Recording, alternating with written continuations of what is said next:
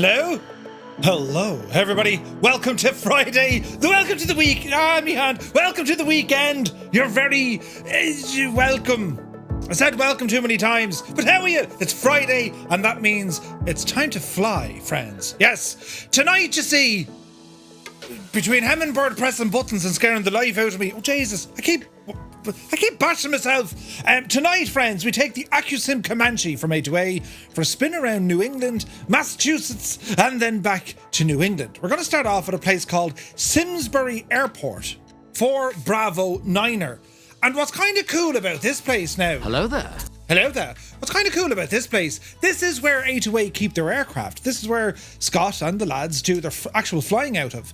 And they have the Comanche here. They had the Aerostar here for quite some time. It is the home of November 6 baby. Yeah. Jesus! It's the home of November 622 Niner Papa. That is Scott's actual Comanche that was used to put all the information into Accu-Sim to give us one of the most incredible experiences in Microsoft Flight Simulator, because it's, well, simulation of a real aircraft. It's absolutely brilliant.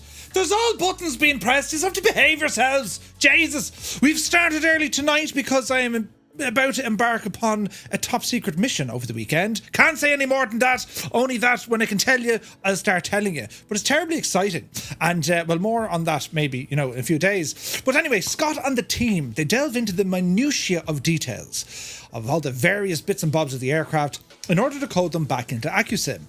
We make our way tonight over to Providence, Rhode Island, the venue for Flight Sim Expo 2025.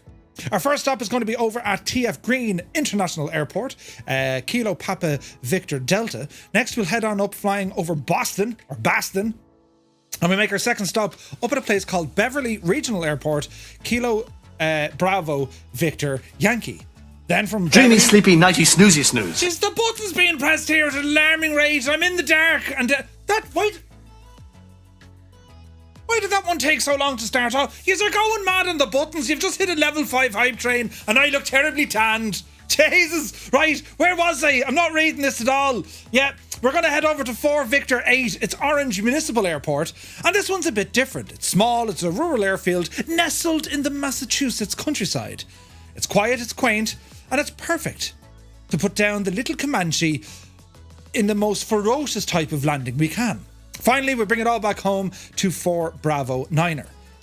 Exciting or what? So the Comanche 250, this is based on, of course, Scott's actual November 622 Niner Papa, which has been brought to life in painstakingly detail. This thing is incredible.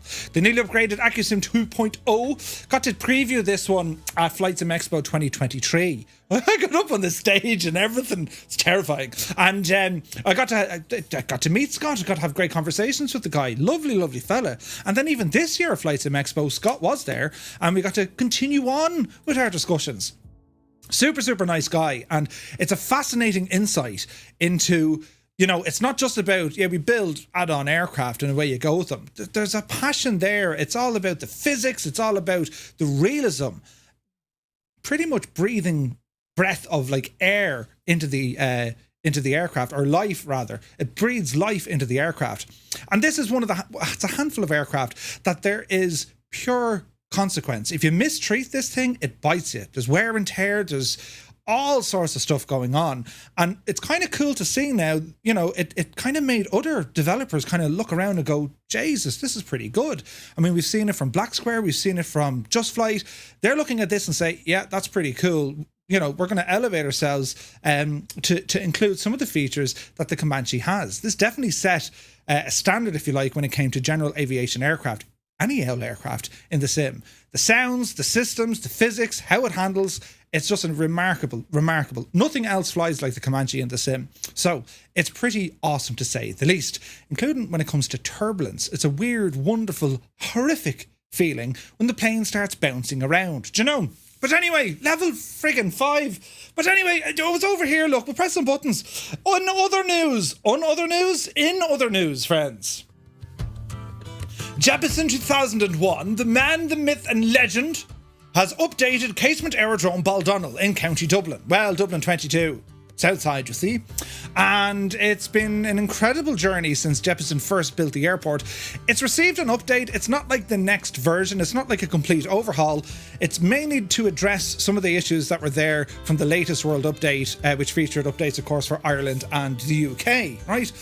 So he's fixed a lot of the photogrammetry in the region, and he added a couple of small features here and there. And well, it's now available for free. Ramble over to toothormurphy.com into the download section, and you can grab the latest version. So a massive thank you to the man, myth, and legend himself, a Jeppesen 2001. Do you know? There's all buttons being pressed, and you're absolutely mad. But anyway, happy Friday. What are y'all up to the weekend? I mean, we finally made it, right? I've had a week. I've been working late every night, evening, it's not nighttime, but every evening I've been like there since silly o'clock, not getting home till mad hours, do you know? But we're here now, and that's the main thing. And as I said, I'm up terribly early in the morning, hence the earlier stream tonight. So that's kind of why we're here, right? But anyway, who's here in the chat? Who has rambled in to say hello and good evening?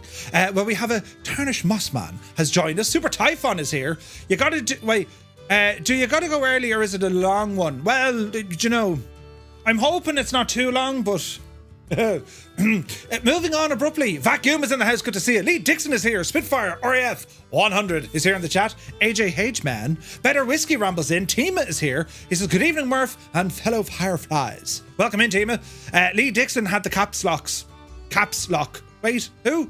It's grand, don't worry about it. Sterling 58 is here. He says, g'day Fireflies. I forgot that we were early today, so I'm inbound to Shannon with a Ryanair 737. I'll be along in a bit. Nice. Kozaki Flyer is here. I'll boot up in a bit. Still watching the Sussex Cup from Goodwood. Racing. Excellente. Mr. Z Rider is here. 42-month streak. Thank you very, very much indeed, Mr. Z Rider. Absolute insane support. Led Ballooner is here. Good to see you. Chocks. He says, would you look at that? A stream. Right? A live stream. This is live. It's mad, really. Do you know? Imagine if you could interact with, like, normal television. You know, the news is on. And you shut up, change it. Or, you know, say that again. You know, or hello even. Do you know? It's this new medium. Well, it's not terribly new anymore, but we're still adapting to it. You know, live. Anything can happen when it's live. Anything. Do you know? It's brilliant, isn't it? Right? Think about it now. Do you know, have a good long hard think of that, lads. Now, we're over here, look. Stick Figure, greetings. Fierce Wolf, looking fierce. And Wolfie, welcome in. Sir Camsalot has subscribed for 18 months on this, his birthday week. A very happy birthday to you, and thank you so much for all the support. Sir Camsalot, my dude. Robert J56 is here. Welcome aboard. Fierce Wolf has subscribed 37 months. 37? Thank you very, very much indeed. Jesus, lads, we're getting on. Yes, sir. We're getting on. There's many people who have subscribed for a long time. Long time. I very much appreciate it. Thank you all so very much indeed. Englewood Online is here. Gherkenberg, good to see you. Flyer10. Bonsoir, monsieur. You're very welcome in. Commander Balosh is here. Where are we at now? Hemmingbird. She says, I got charged by a rhino today.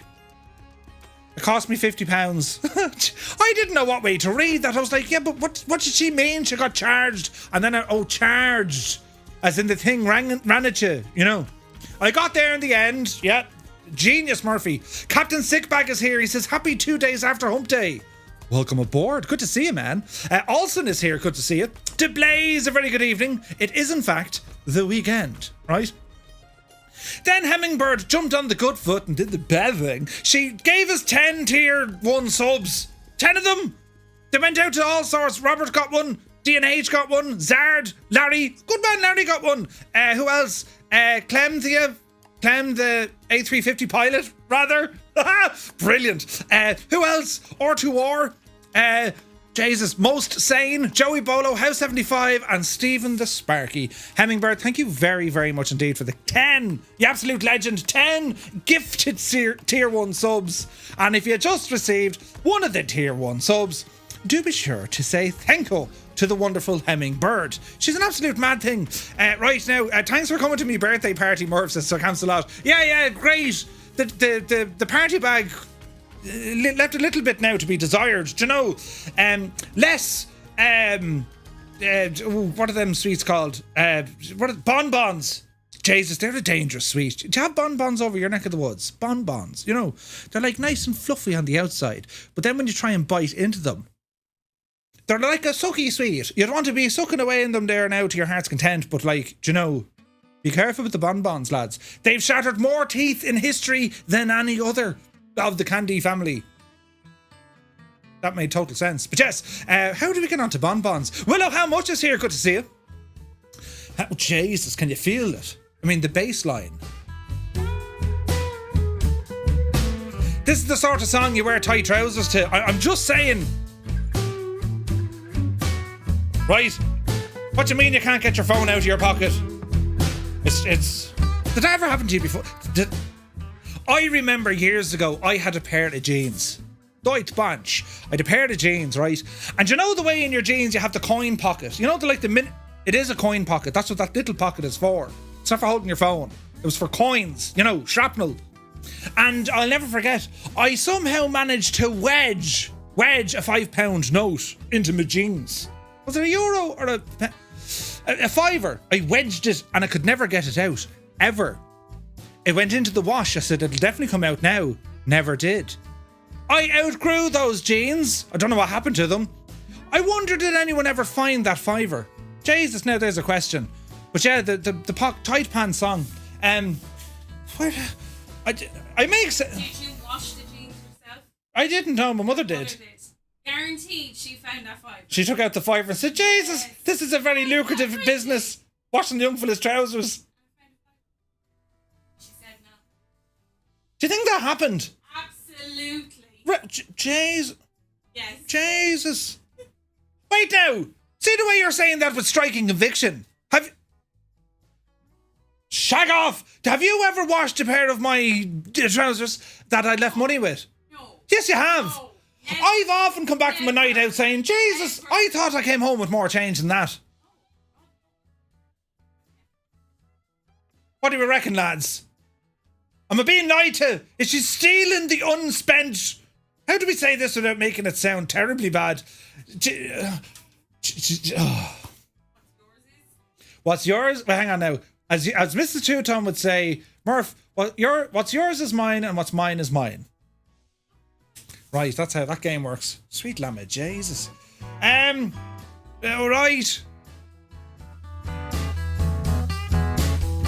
You can just feel the music, right? Feel the music in your tight pants. Gotta keep the train on the tracks. Thank you very much indeed, Hummingbird. Sean Dale is here, good to see you. Noel K, the absolute ledge. He gifted 5 tier 1 subs to the community. And thank you very, very much indeed. I'm trying to pronounce the first name. Is it Zeno, Glossy, Time Lord, Sailor, King BAE, and YC or WCY?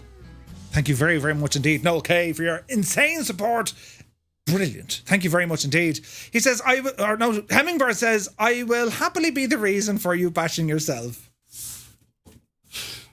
Oh, behave, baby. Could you imagine No, don't. Wait, what? Hummer, good to see you. No, hang on. He's saying the same thing. Angry. Wait now. No. RG. Christ, I can't read Dreamy, this. sleepy, nighty, Jesus. snoozy, snooze. Who keeps pressing buttons? I'm at the that made me jump so much. I'm at the hitting the pedal and now my screen over here is doing mad things. Who did that? Gibbo! Gibbo did the thing. He did the thing. I can't pronounce the name. Hang on now. RG Letry. Is it? Or is it Argy Letry? I can't pronounce the name. Welcome in. Just got here already loving it. I can't pronounce your name. That's terrible. Hang on. We'll call you Argy. Argy, Bargy, Fanny and about. Do you know what we started watching on Netflix? That's a typewriter, by the way. That's what I'm trying to do. Ching! Right. Anyway, on Netflix, they have The Thin Blue Line.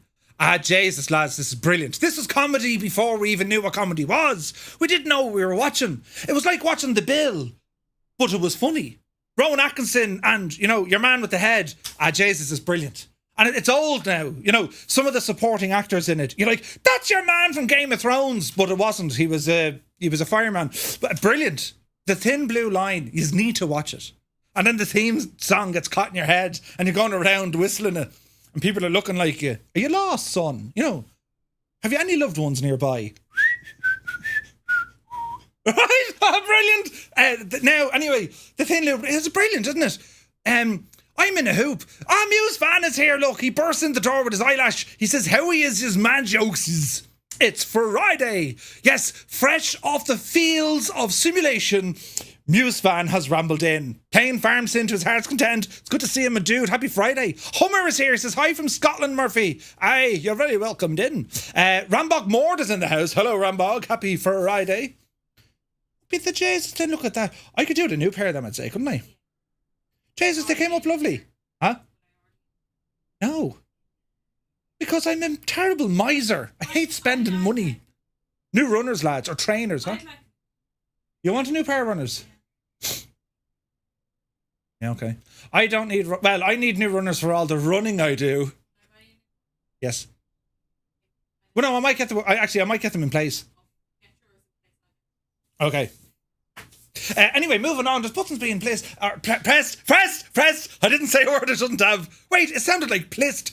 Plissed is a new word. I'm going out to the pub to get pliss. Would you shag off with the buttons? Anyway, quick. Rambog, it is great to see you, my dude. Music, Murph, music. Similar bass lines for this one, but not as tight with the pants, right? Who else is here, look? Soaring AJ. Oh, me hand. Soaring AJ. AJH, man, you're welcome in. Buttons, 25 streams in a row, you legend. Now, let me see. Out there in the suburbs, very good evening to you. You're welcome back. I love that name. It's a great name. Plissed. Right? Kind. Put that in a t-shirt. I'm not as plissed as you think I am. Moving on. Jesus now. Sunjammer is here. Good to see you, man. You're welcome aboard. Now, let me see. P.S. Mirandai. Oh, hello there. I hope you're well, dude. You're looking well. Sunjammer says, Jesus, it's another Skoda tale. Not at all. Although Sunjammer, 10 streams in a row, man. That's awesome. Thank you very much. Right, Wombat. Wombat is here. He says, hello again. It must be Friday already. Cheers all. Welcome in, Wombat. Good to see you, my dude. Dragon is in the house. It is the weekend. Indeed it is. Indeed it is.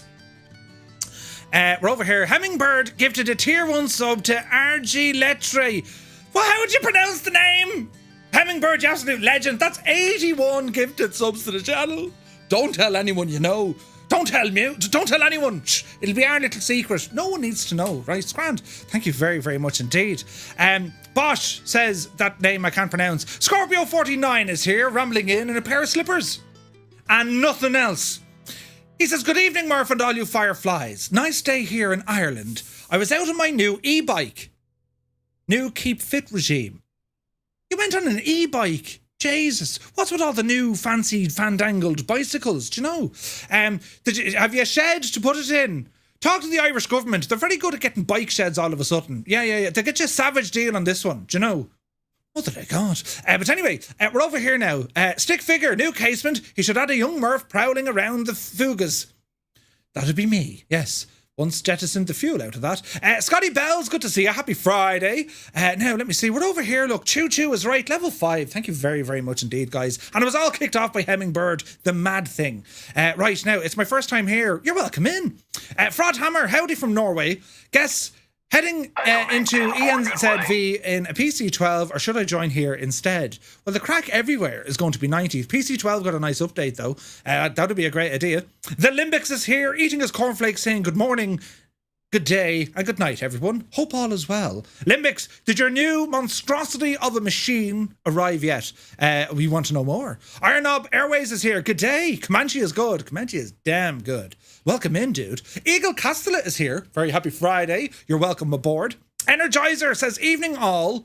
Today is one of those days where my brand new 400 quid headphones decided today was the last of it.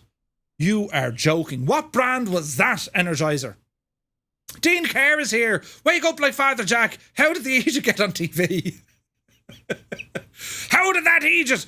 Dean, you're very welcome in. Good to see you, man. Daddy Plump is here. Welcome aboard. Gibbo Ireland is here as well. Good to see you, my dude. A very happy Friday. And well, I hope all as well. Gibbo, now tell us, were you out and about with the nice weather today?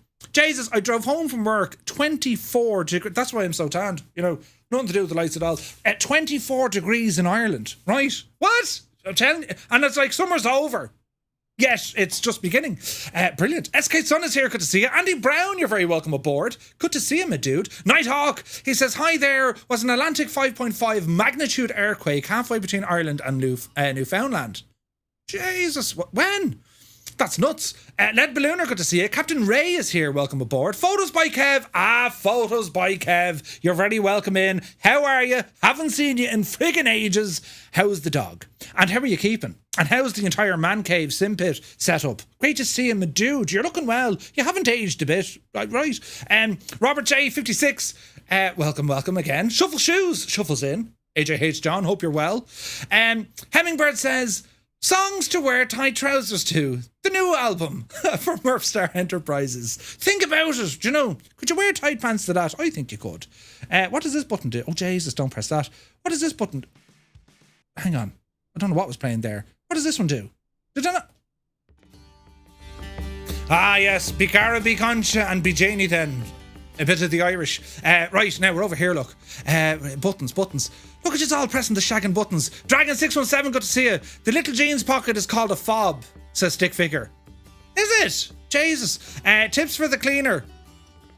Scotty Bells, indeed. Mrs. Two-Tone is saving up for a new kitchen. Scorpio, would you wish? Are you reading the names for the subs? Sometimes I do, sometimes I don't. Then Gibbo scared the crap out of me turning off me lights. You sound like that, you know. The Limbic says, have received 1/3 of my new parts from my PC. The 4090 is very massive. You can actually do your ironing on a 4790. No, on a 4090. I don't do it. But it's like an ironing board. It's huge. But yes, right, we're over here now. Argyle Tray. And we got there in the end. You literally had to spell it out for me. Welcome in, Argyle Tray. You're very welcome. Tarnish is here. Thanking your beer money. Good on you. Wait, what? Shh. Retriever Neil, evening all. Thought I'd lost an hour. It's all grand. Brilliant show, isn't it? Yeah, the Thin Blue Line. Isn't it brilliant? Excellent. Muse fan says, it's me or are those no points to spawn in at? Can only spawn at the runway. No, click the drop down little menu gadget in the flight plan. Do you know, the British Empire 2, another brilliant one. I didn't see that one. Colonel Fork is in the chat. Good to see you, my dude. Hope all is well. Tail Rotor's here. Who else? Jesus, lads, it's busy, isn't it? Nismo, good to see you, Nismo. Wayland Jutani is here. Guten Abend. Hope you're well. Who else? It's very busy all of a sudden. Who put your man on the telly? Rob MCR, 43 months. Thank you very, very much indeed, Rob. Great to see you, man. Right, now, Zard, good morning from the west coast of Canada. Good evening from the middle of Middle Earth, also known now as Ireland. You're very welcome in. The Slick One, good to see you, my dude, he says. Brilliant. It was 27 degrees in Liverpool. Jesus, lads. Energizer says it was the new Sony XM5s. Well, now, I'd be writing a serious letter to Sony, do you know, to explain what in the name of Jesus. Are they old? You know, Retriever Neil, 18 degrees in Kent. Really? Jeez, that's nothing. Jan Race is here. Good to see you. Kev says, enjoying life, Murphy. The pup is getting big and spending way too much time crashing the cars in the rig. Nice. All good in the hood. Great stuff, Kev. Kozaki Flyer says, and a 63 Lotus wins. Oh, nice. You can sail the Pacific on a 5090, I'd imagine. DJ Seamus is here. Good to see you, man. Awesome sauce indeed. You can't beat Blackadder. Blackadder was good, yeah. Muse says, I'm not seeing nameplates either, and Flo is telling me an add-on is incompatible with the nameplates. Did the small Microsoft Flight Sim update last week mess things up already? Jeez, I'm not sure, but Jesus, let's find out together. Two Dogs is here. Good to see you, man. I'm okay with the Middle Ireland. My ancestors came from there. Right. Brilliant. They came from parts unknown. It's just down the road. Marty over on YouTube, you're welcome in. Norbert is in the house. Sticky Rice, you're very welcome. We're a pilot. Good to see you, man. Hope you're well. TPHI17, happy Friday. JR, when is the motion rig being delivered? Shh, who? What? Oh, Jesus. Good to see you, man. MedTech is here. US Air Force, MedTech. Hello from Central Florida. You're very welcome in, man. Great to see you. Who else is here? Frankenstein. What's happening, my dude? Very happy Friday to you. Hope you're keeping well. Dancing Tango is here. Hello, all the way from a very wet Bournemouth in the UK. Well, hello from a cautiously optimistic dry Ireland. You're very welcome in. Mrs. TPH17, you're very welcome in. TPHI. Right, I can never. Right, you're very welcome in. Bunk Foss is here. The Gigliotti, welcome aboard. Mouse 2222. You're very welcome in as well. Lads, you're all very welcome to tonight's stream. And yes, we're taking the Comanche out. Haven't flown this in ages. So I'm looking forward to it. Namond, Limakila Mike. Connor Satatu. Iha. Oh, Jesus, now. How do you say goodnight? Iha knock? I'll learn Irish. Leave that to me, lads. I'll go away and learn Irish. Musefan says, is there ever a time that there aren't issues with the sim? Do you remember that Saturday? Remember that one Saturday? Right? Retriever Neil says, I'm wondering if the update did something. My FPS has dropped from 60 to about 35. Retriever Neil, I would make sure you delete the cache of your NVIDIA driver if you have one. Marco says, greetings from Austin, Texas. You're very welcome aboard, my dude. Energizer says, I did actually write to Sony and get this. They told me they could repair it if I fancied paying 300 quid. Write a letter. Dear Mr. Sony, sort out your stuff. Kind regards, hugs and kisses, Energizer. And see what happens. Address it to the leader, the boss, the head of the corporation, Mr. or Mrs. Sony. They'll sort it out. Tell them that you know me. And they'll be like, more. Yeah, grand, right? Who's here now? John is here. Just loading the sim. Good evening all from the East Midlands in the UK. A very good evening, John. You're welcome in. Doc Blues is here. Good to see you, man. Ihama. That's the one. Thank you. Maham Buchel, Tav, Che, Jesus, is Mahlum, Cockamillish, Cunis Boher, Colleen Bunya.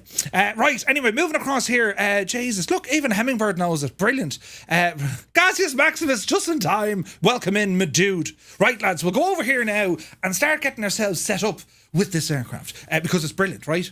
So the transition from this scene to the next. Are you ready? Hold on to something.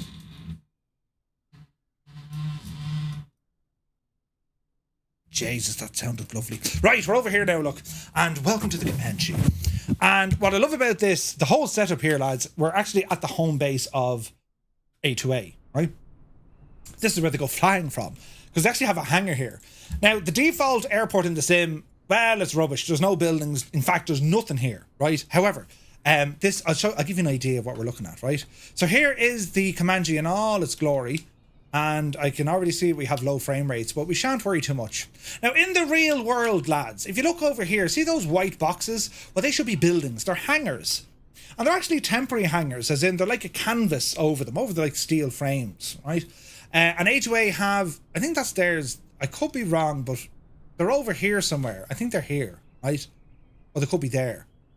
They're very close there. But anyway, if you look at A2A's channel, you'll see Scott when they were they work on the Comanche, but when they were working on the Aerostar, the Piper Aerostar is the next aircraft in development by A2A. And they're hoping to release, I don't know when they're releasing it, but I imagine this year. You know, they didn't say when, but sure, we'll figure it out, right? He still won't be able to pronounce it. Iha Ma. That's right. Right? The Dublinish will come out, but yeah, this is the airport, and unfortunately, I think there is a freeware version that kind of umps it up a little bit, but it's in a nice part of the world. This you wouldn't really think it, but it's actually quite nice terrain, and I haven't done much flying around here, but you can see from this area, the airport or the airfield itself. Well, it offers a little challenge because it's on a bit of a hill. You've more hills around you, and it's surrounded by trees. Now, the real world airport is actually a Boeing Stearman based here that goes flying around. And they have a J3 Cub. A2A own their own J3 Cub. And it's just it's a nice area. So I said, you know what, we'll do the flight. And I'm looking forward to it because we're going to be flying down towards Providence in Rhode Island. And that is where Flight Sim Expo 2025 is going to be. So I said, sure, Jesus, lads, we're absolutely going to be laughing, right?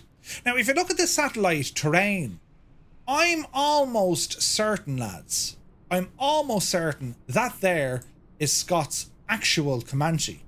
I'm almost certain of it. I need to ask him, you know, because it got picked up in the satellite terrain. Have a look in there. Tell me they're not the same airplane. Tell me they're not the same, right? Which is kind of cool. But our flight today, it's all about, well, working with the Comanche. It's an experience. It's not just an add-on to go flying in. You experience the Comanche, and that's what I love about it. This aircraft, it doesn't need an introduction, right? It's just from a general aviation perspective, this is one of, if not the best you can get, right? The amount of time and work that went into this, and in terms of adding new stuff that we've never seen before, this is it, right? FS Reborn did the same with their M500. The features that are poured into that aircraft, it's a tale of holy moly. It's incredible, right? So, November 622 Niner Papa, this is Scott's very aircraft, so one must be gentle with the aircraft. So we're going to get ourselves situated and started up, right? So we'll jump into the cockpit and we'll start going through our pre-flight checks. Just to show you the route, here's Navigraph. So we're going to be taking off here out of Simsbury and we're going to head down towards Providence. We'll do a landing in Providence, then we're up over the Boston area, land into Beverly, then we're heading across this neck of the woods, this should be interesting, and it's over to West Dover, Deerfield Valley Regional in there, right? 4 Victor 8, and then we head straight south, kind of ish, down to our starting airport. It should be nice. Now, another advantage that we have a number of radio nav points all along the way. We have VORs, there's ADFs, NDBs, you name it. We have a ton of stuff we can tune our radios into without having to worry too much about the GPS systems. So we'll do a little bit of mixture. We'll do a bit of both, a bit of everything, as the fella says, right? So to get our aircraft up and ready, we'll come down here and we'll go to our tablet. While I'm down here, we're going to make sure that the fuel tanks are opened, which they are. Our parking brake is set, and we can remove the control lock. And we'll drop the flaps down as well. So when we're going to do our walk around check, because that's what we have to do, right? But we're going to hop out and start doing the jazz. Now, I've opted to have no GPS in here at the moment. Let's see what happens, right? Fuel and payload maintenance or walk around. We're going to start off with the walk around. So we're here and we're going to go out. And we'll do a full walk around. The aircraft, it's a persistence being. The thing remembers stuff. If you land too hard, if you're too rough with it, if you run out of oil, if you run out of fuel, water can get in the fuel tanks. It remembers what's happening. So you do have to check it and listen out. So we'll start off with the flaps. There's no extra movement. There's no creaks. Check the operation. Flaps there are 100%. Next we check on the ailerons, and this is pretty cool. When you move the ailerons, you'll see the yokes moving. So you just gently move them.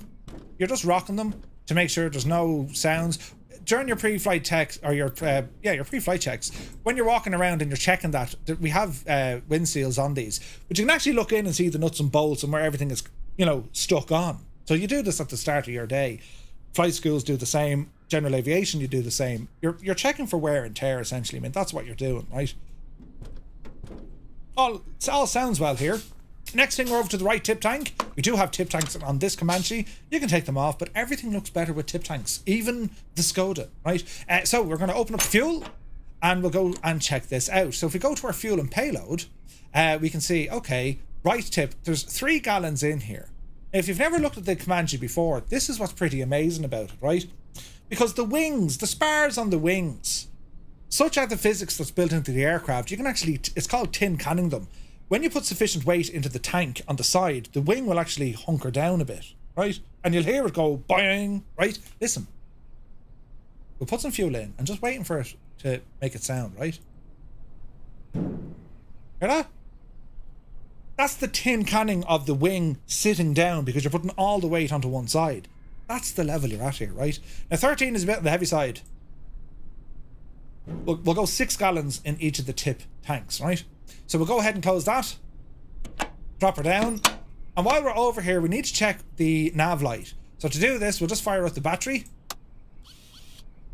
And we're going to go to our nav light over here. Just to make sure that's working, which it is. And we'll continue on with the walk around. Underneath, we're going to check the fuel to make sure that it's not contaminated. Water can get into the fuel system if the aircraft is sitting there for quite some time, you've condensation, or if you left the fuel caps opened and the aircraft's being refueled, water gets in there, right? So we're going to check that. So we put our little Super Sucker attachment 2000 and we drain it. If we saw water on that, the fuel would go to the top and water would go to the bottom. You'd easily see the water. The water will drop down. It's lighter. This looks good and clean, so we're going to dispose of it in a responsible manner. Greta will be delighted. That tip tank is good. Next we have our right landing light, so we're going to check this one. So we'll go back into where our controls are. We're going to test it. Mind your eyes. Mother of Jesus! Yeah, it's working. The LEDs are super bright, but that's all working fine. Next up now, we're going to go to our tie downs. And again, these are individually modelled in terms of their sounds. Scott said he recorded loads of different samples.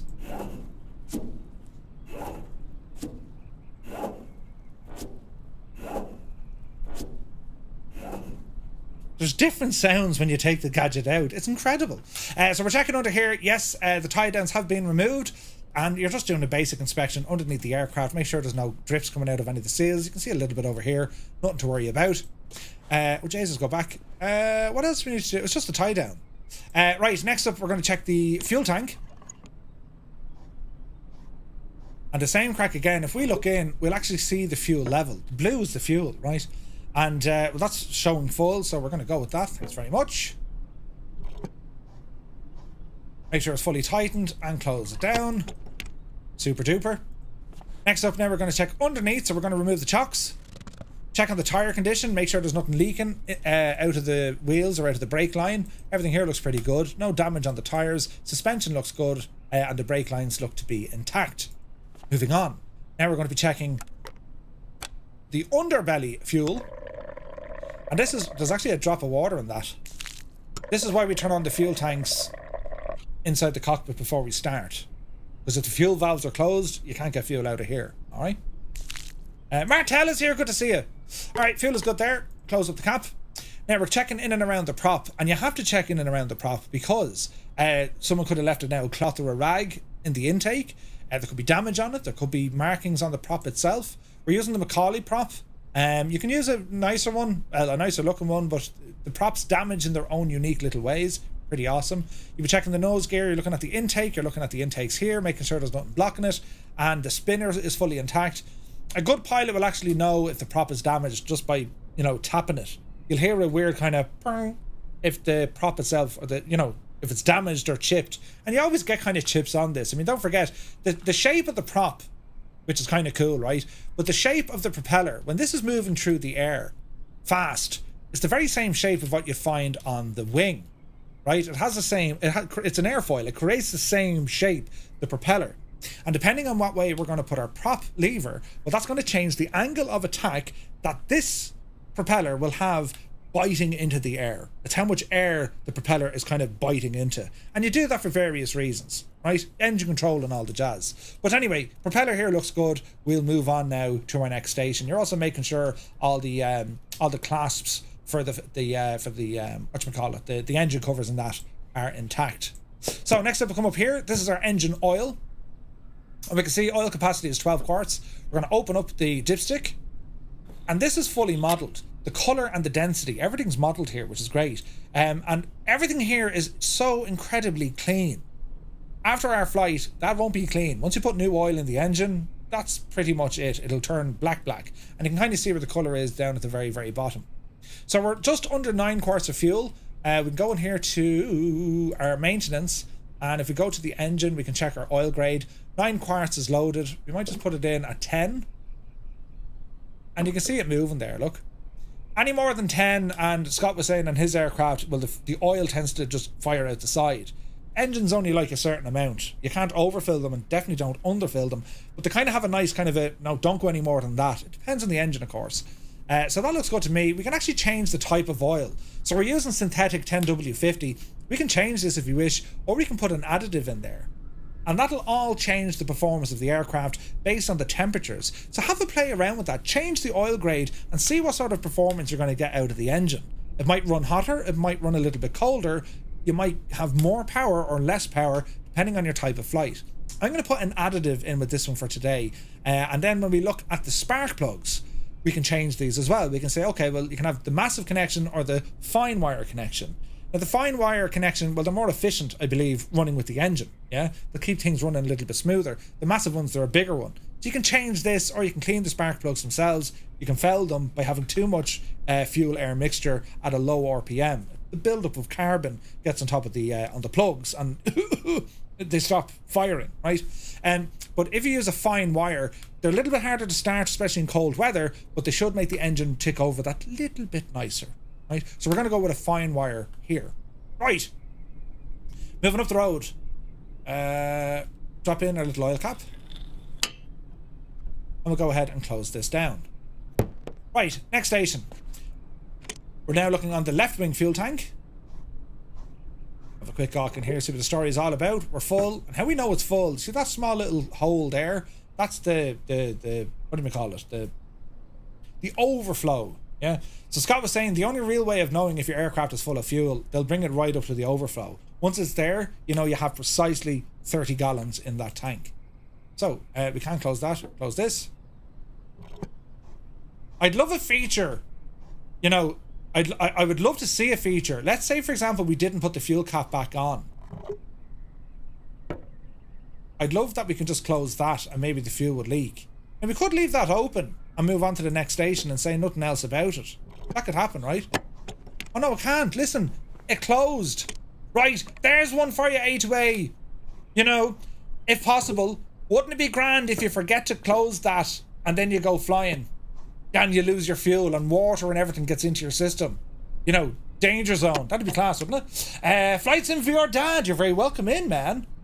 Right, we go to the next station. Underneath now on the left wing, remove the chocks. And we'll check in on the gear condition, checking on the tires. Look at the walls there. It's everything's great. Fully inflated. There's a bit of a bug. Oh no, there it is. It's like an LOD kind of a thing, see that? But there's our brake line coming in, and it's the same crack again. We're just checking all is well in the realm. Now, underneath the wing, a couple of things. Our tie downs. The Pitot tube cover. Good luck to you. We're going to check the stall sensor up here. And you make sure that that's free and it's moving in the way it should. It's just like a spring, but the idea is when you're flying in the wind, well, the wind is hitting it. When it slows down, the spring has enough strength now to push that into the down position, and you'll hear the beep because you're stalling, right? So you make sure that's clear. Next up then, your pitot tube. So your pitot tube, it's one of your sensors for determining your airspeed amongst others. And what we need to do, it's like ram airspeed that hits this. But what can happen is, you'll notice that there's a small little hole in the front because air needs to go into it, right? But when you inspect a pitot tube, there's a teeny tiny hole in the back. That's in case water gets into it, because if water gets in, lads, amongst other things, it could block the tube, meaning you're not going to get an accurate reading on your instruments, in particular your airspeed. Or if you're flying in very cold conditions, water gets in, you get to a high altitude, the water freezes. So to combat that, they've put a heater in here, and that's known as your pitot heater. It's not Pitot, it's Pitot, it's French, right? So what you do there is, well, we're going to turn on the pitot heat. Where is it? Over here. So if you press and hold your pitot tube, you're going to see it's blue, and that's indicating that it's cold. What we want to see is the pitot heater actually working. So it takes a few moments. It's just like the element of a kettle. See the way it's turned red? It's now piping hot. And if you hit a hot tube, you'll feel the heat out of it fairly quick. So that's working. So we've just done that test. Now the heat blurs are a little bit kind of bejesus. That's SimFX doing all that. But you get the idea. So the pitot tube, it's hot, therefore it's working. And any other checks we're doing here, again, you're checking the leading edge of the wing. There's no heavy damage. You know, bugs usually get crammed into it, but there's no serious dents and all that sort of jazz. Right, we continue on. Now we're over to the left light. We're going to go ahead and turn on the left landing light. Blind, the utter BJs is out you, but it is working, so we continue on. Left fuel tank, same crack again. We're going to open this up, and we're going to go to our fuel level. So we have 6 on the right hand side, but we're going to go with 6 on the left hand side. And you can see the way the whole wing is moving. Isn't that incredible? So it's showing you the weight inside it. Sweet. So we'll go ahead and get that closed up, close the canopy, and we're going to test now. We've another nav light down here, making sure that that's working fine. Now the gas thing is, right, he knows Pitot is French, but he can't say goodnight in Irish. It's Mahlum Banya. What's gas here is a lot of these checks. You know, if you were the pilot flying this aircraft and you wanted to test this, especially in the Comanche, well, you'd have to walk around, turn on the gadget, walk all the way around, yeah, that's working, and walk back in again. Because, well, the door's over there, right? It's over the far side. And you wouldn't tend to leave the battery on for an extended period of time. You'll run the battery flat. So if there was 2 people here, you'd say, all right, Timmy, hit the switch. You get the idea. We move on to our next station. Underneath the wing, we're going to check on the fuel. Having a gawk in here. Looks a little bit kind of whitish, clearish on the bottom. We'll drain that and we'll try it again. I'm happy enough. That's all fuel. Now we move over to the left aileron. Sounds good. Flap. fairly tight. That's what we want. Yep, flaps are working grand. I got this plane, didn't know you can do all this magic. Oh, Briggsy, it's unbelievable. Murph, the new AME on the site is still pointing to a 1.5. Huh? Shouldn't be. When you download it, what does the folder say? We'll have to check. Next, these are the static ports. Now, this is going to give you information like things like altitude and your turn and slip coordinator. And basically, this is the vacuum system. So the static stuff is powered off your vacuum system, and that's when you see, you know, the vacuum. That's giving pressurized air, if you like, in order to spin your gyro.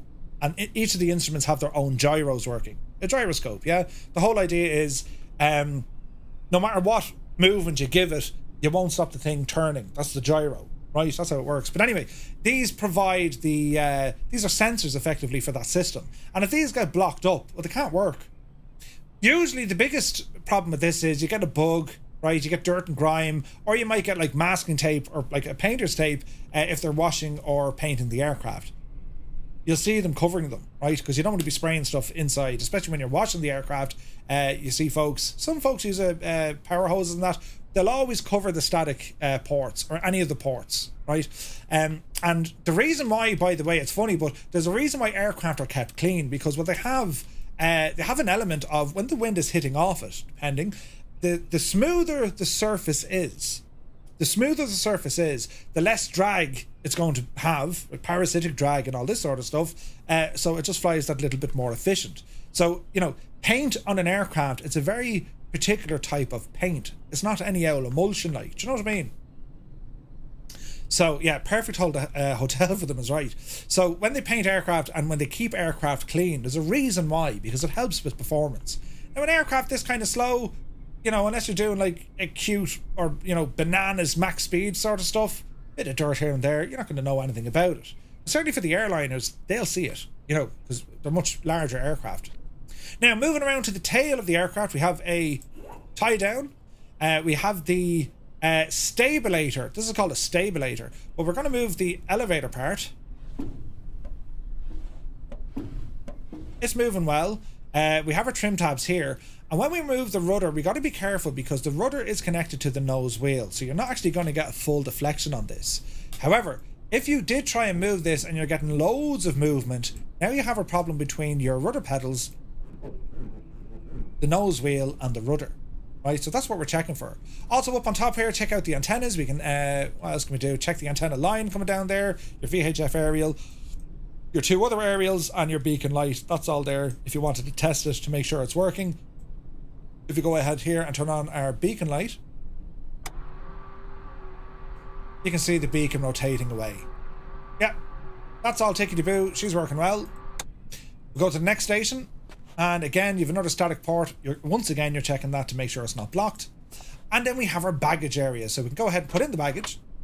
And depending on, you know, the type of flight you're going to do, right? If you're just doing a quick flight, it depends. A lot of people just bring their overnight bag with them. For this flight today, we're going to bring our tool bag, our emergency bag, and just in case we need it, we're going to bring our overnight bag. The luggage, we don't need it. We're not going to be staying too long, right? Sterling says, looking forward to this flight. Your neck of the woods? Nice. Nice. Now, what was the story we were saying about casement? Zith, is it still, if it's not pointing to the right one, I'll do a thing. Right, so we're back into the cockpit after completing our walk around, and we're going to turn off the battery, let it all calm down, and we continue on what it is we need to do. Excellent. Now, I'm not going for GPS. We're going to go radio now for the moment. We're pretty much VFR, so we're going to be using, well, I say it's marginal VFR. We're going to keep our altitude relatively low. Some of our options here, we can add some stuff to the aircraft. We also have the wear rate, turbulence strength, original prop lever, going to leave that alone. Failure rate is normal, wear rate is normal, leave all that as it is. Autopilot, not going to use that for the moment. Headphone, baggage door, cabin, all that kind of jazz, we'll look after that. Fuel and payload has already been set. Engine, so we're going to be checking the engine. Now, because we've done a walk around, I'm confident to say that the aircraft itself is tickety-boo. Nothing to worry about. If I hit the inspect button, we should get green lights everywhere. I've checked everything. It looks good. Now, what we could do, we can add in a couple of bits and bobs. For instance, we can put in stabilator tips. So if you look at the back of the aircraft on our stabilator back here, if we want to put in very fancy aerodynamic tips, we'll go ahead and throw them on. And now they live there. See that? Very nice indeed. What else do we want? Wing gap seals. So if you're looking at the wings where the gaps are, we can put in seals there. It makes the aircraft cleaner, more smooth, I suppose. So we can throw them in as well. What else do we have? Wing root fairings, a slipper fairing up the front, the gear lobe fairing, and then we can put in like all sorts of, you know, soundproofing. So the whole idea with the fairing for the gears is when they sit up, wind will deflect off those. So we've made this aircraft, we've modded it to the bejesus. We've pimped up our ride and we've made it a very clean aircraft. Again, we can use the Macaulay prop, or we can go with the other version as well, which can look very nice. Look at that beautiful prop look. But we're sticking with the Macaulay. Right, super. Engine, we'll go in and check the engine after we start it up. And let me see here now. Home is good. Flight info, that's giving us our information outside. Altimeter is 3011. We're on live weather, so we're going to pop in 3011. Let me see here now. 3011. There's high pressure out here, isn't it? Oh, no, you devil. Any old minute there now. 3011. So our barrow is set. That's what we want. What else do we want to do here now? 24 degrees outside. We got 10 miles, which is grand. A bit of windage, nothing mad. There's no precipits, there's no rain. We have all our references, we have all our checklists we can do here, and then our emergency procedures, they're there if we need them. So we're going to continue on with our prep for the aircraft. So we're going to go flying here now in a minute. So we're going to close the door, lock the latch, super duper, and we're going to open up our little storm window. Outside air temperature is reading about 26 degrees. So that's all working. We're also going to sync our heading indicator with our magnetic heading indicator, but we're going to wait until we have engine startup for that and our avionics are working. So what we can do here now, we're going to go through it. Beacon light, switch to on. Master battery switch, on. So we have some soundage. Flaps, don't need flaps to take off, so go ahead and bring the handle in. We're going to bring our prop lever to full. Our mixture, we're going to bring it fully rich. And we're going to turn on our fuel pump and we're going to prime the aircraft engine. So fuel pump on. And we are going to prime the engine. So we're looking for our fuel pressure. See the pressure here? And we'll give this about maybe 4 shots of prime. Hey, B. Carlo.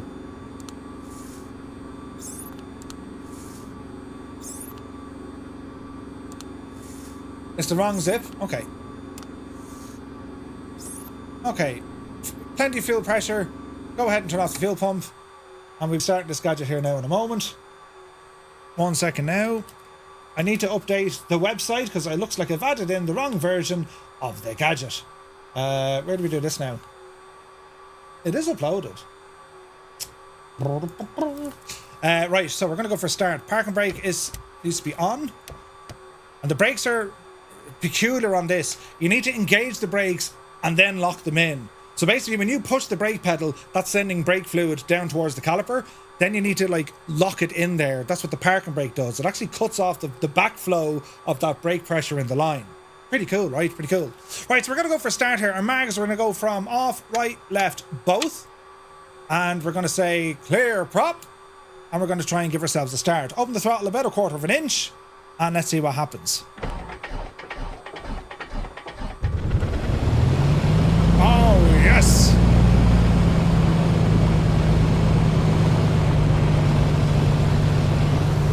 All right, we're going to close the window. And what we're looking for here, lads, is oil pressure.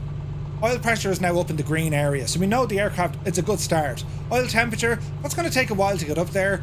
We're going to idle just under 1,000 RPM. And we're going to lean the mixture. When this baby Not hits too 88 much. miles per hour, you're going to see some serious shit. Not too much to cause an issue, but you want to make sure that there's not as much there, right? I know it's the old zip because the new one has a Skoda in Murph's driveway. All right, okay. And we need to fix that. So with the aircraft warming up, we're going to continue on. So fuel pump is already off. Our avionics master switch can now come on. And while we're here, we're going to make sure that our heading indicator is synced with our magnetic compass. So the magnetic compass is reading, what, 25258 maybe? So we'll move this guy around.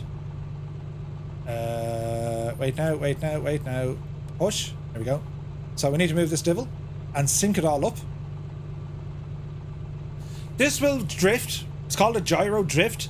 This thing will start moving all by its own accord, right? So every 15 minutes or so, you got to go off and do the thing with the yoke and the thing, right? So that's roughly there. We'll go ahead and lock it in. That's all Hello good there. here. Hello there. Zarok, you're very welcome aboard. Thank you so much for the follow. Welcome in. Now, let me go into the download section of the website and fix this. Because I'm an idiot. I'm okay with it though, you know. Right, now let me see. So I need to edit the DD file. Is that what it's called? The DD file. Manage content, edit content. And we'll get this fixed up here now in a moment. So I need to... how do I update this now? Search. Casement. Yes. Casement. I want to find that for me. Okay, 1 second now, lads. We're doing stuff on the fly. This is terribly exciting. Meanwhile, our aircraft engine is warming up. Now, what we can do, you can see the shake and the rattle of the roll on the aircraft, yeah? Go ahead and get all our radio nav stuff turned on here.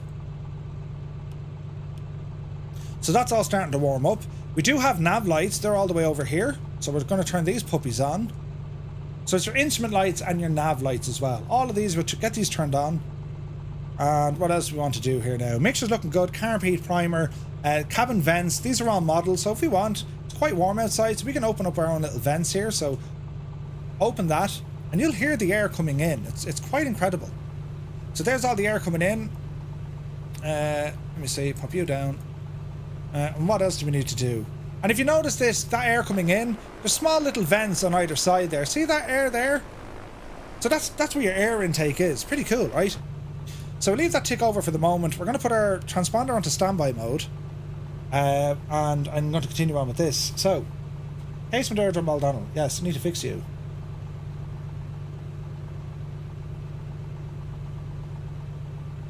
So I want to...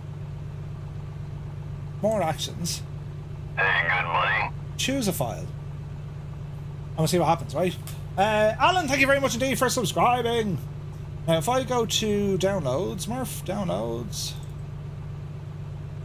2024, and we're going to say Jeppesen 2001 EIME. We're going to copy the URL. We're going to add the item, and then we're going to say the URL, delete that and paste that, and we're going to say sync the divils. How do I refresh order? No. Okay, more actions. Don't know what to do there. I mean, it looks good to me now. One item, table, refresh the order, and that should be grand. So publish that, and let's see if this worked. This is, I'm brilliant at this. But yes, hey, Goblin Zeus, good to see you. New file is 3 megabytes smaller. Professor Play-Doh, you're very welcome in. That's an awesome name. Do you remember Play-Doh, lads? Right, let's have a quick look. Downloads, go down to where Casement is. It's a scenery. And we want to download.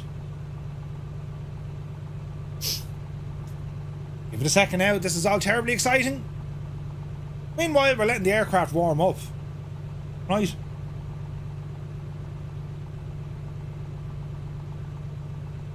Zith, it's okay. I'm upset too. Jeppesen 2001. How do we know if this is the right version? Zith, what size should it be?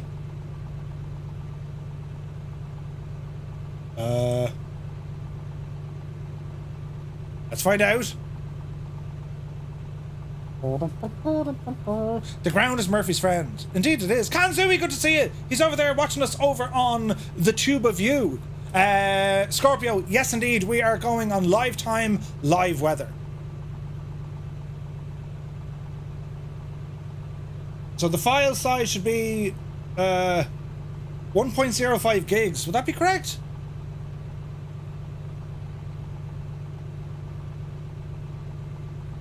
.05 gigs is what I'm getting. No, the zip is 316. 323 is what's coming up here. What's not working here, lads? Edit content. We'll have us going now in a minute. This is wrecking me head. Download Casement Aerodrome. 1 second now, 1 second now. Why can't I edit it from over here? Do do do do do do do do. Hang on now, lads. Hang on now. If I go to Casement, open, and if I go to the file, so the download is 1.6. The URL is also 1.6. What are we not doing? Choose a file. Downloads. 2024. Jeppesen.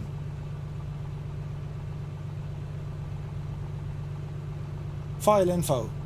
Date added, September 6th. That's the devil right there. Copy the URL. Add. Yes. Download title. Yes. Download URL. Jesus. Save. Right, lads, we should be done now. That's how we do it. Brilliant. Anyway, outside the aircraft, all is looking well. Our departure here now, depending on the weather. So we're going to check out the weather, right? And let's bring up Navigational for this. So we're going to go to airports, Simsbury, and according to the windage friends, we're going to be blasting off here.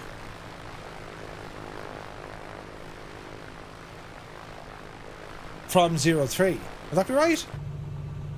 Yeah. 03. Slow and steady, you better believe it. Okay.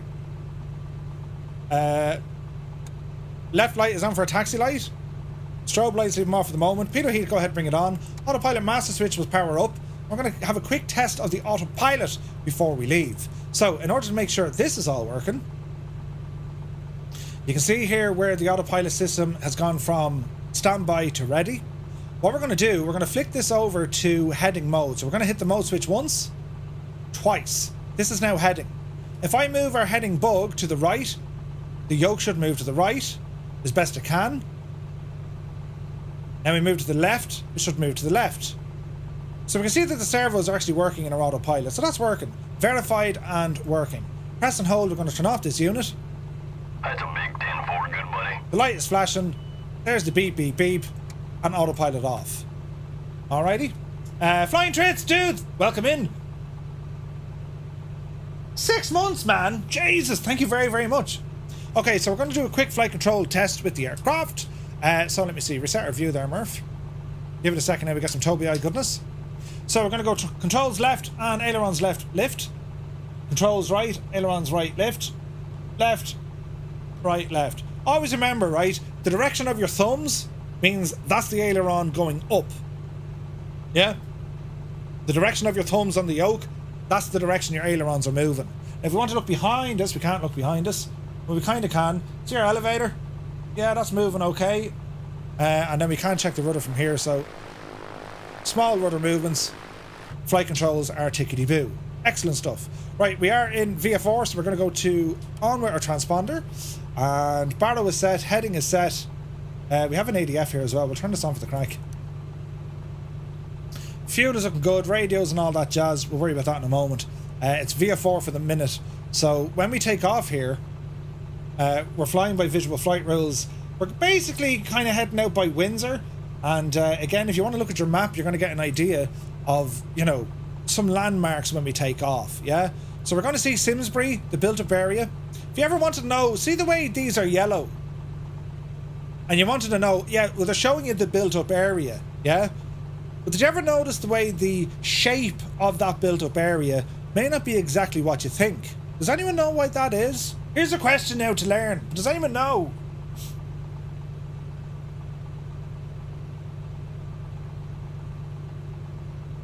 I'll tell you, will I? This is showing you what the outline of that urban area looks like at nighttime. That's why it's that colour.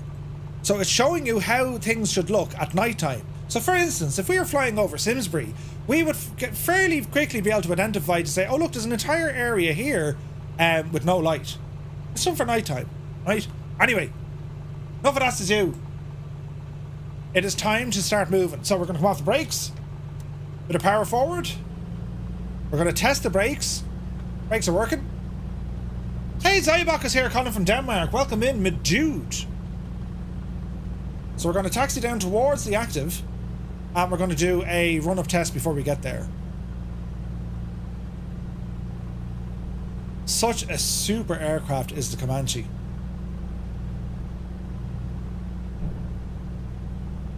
Now, ideally, we'll do a quick run-up test. We'll go over here a little bit. You want to be pointing your prop into the wind. So the wind is actually coming at us from the side. So we'll just line up here briefly. Park and brake on. Okay, so we're going to start testing things out, right? So we're going to mixture rich. We're going to bring up our RPM. Roughly there. And we're going to do a quick mag test, right? I'll turn off the head tracking for a moment. So we're sitting on around 1800 RPM. Onto the left mag. There's a drop, back to both. Right mag. And you're listening for everything. Back to both. We're going to cycle the prop. We're looking for three things. First drop in RPM. Second drop, we're going to look for a drop in fuel. Third test, we're going to look for a drop in manifold, or sorry, a rise in manifold pressure. Looking good. Last test then is going to be the carb heat, and the carburetor heater should give us roughly the same as dropping a mag, which it does. Okay, run up complete. Pretty straightforward, isn't it? Hey, 6 knots, good to see you. Right, we're going to get our lights on, strobes on. We're going to go to alt mode. We're going to drop a notch of flaps. Park and brake off. And we're going to continue taxi. And what we'll do, once we get airborne, I'll turn on our L multiplayer and we'll start moving on. So we'll just taxi down this way. We'll back taxi on the runway. As I said, there's a whole lot of hangars and stuff over here at the real airport. It's pretty cool. One thing I do, or I like to do, is check the cabin temperature and adjust the heater or ventilation. 100%. So we have the vents open right now. And we're going to check this before we get going, right? So watch the brakes. All the bumps and everything for the aircraft.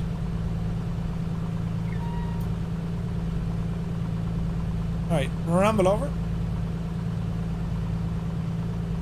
Okay, so we have a little bit of a crosswind component on takeoff. We just got to watch for that. So park and brake on. Now, if we want to check out the cabin temperature, bring up a tablet. If we go to flight info, cabin temperature is 26 degrees. Now it's green, and it's not showing warnings or otherwise. If we were to close all the vents, it means we're going to start getting warm in here. So all the vents are closed, yeah? We can put on, like, you know, a cabin vent here. I think we have another one over here. No, there's one vent. So I'll open the vent. That temperature will start dropping. But for the moment, we should be just tickety-boo, right? So, quick check. Are we ready to go? We're walking, we're talking, and we're squawking. Let's go flying, friends. Let's go flying. So, power coming in. Off the brakes. Toga. Airspeed live. 40 miles an hour. Lost the crosswind. Yep, see daisy. Positive rate of climb. Gear up.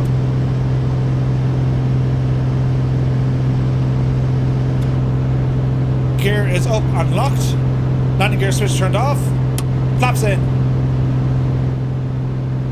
Now you're watching at your power settings at this stage. We're We're pitching for a decent climb out, but you got to keep an eye on those cylinder head temperatures. Okay, flaps are in.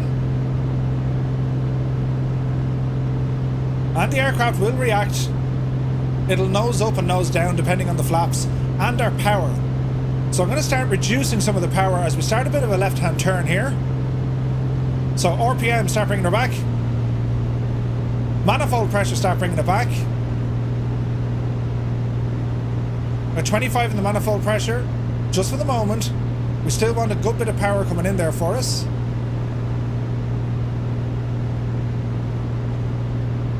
And we're going to level off and continue to climb.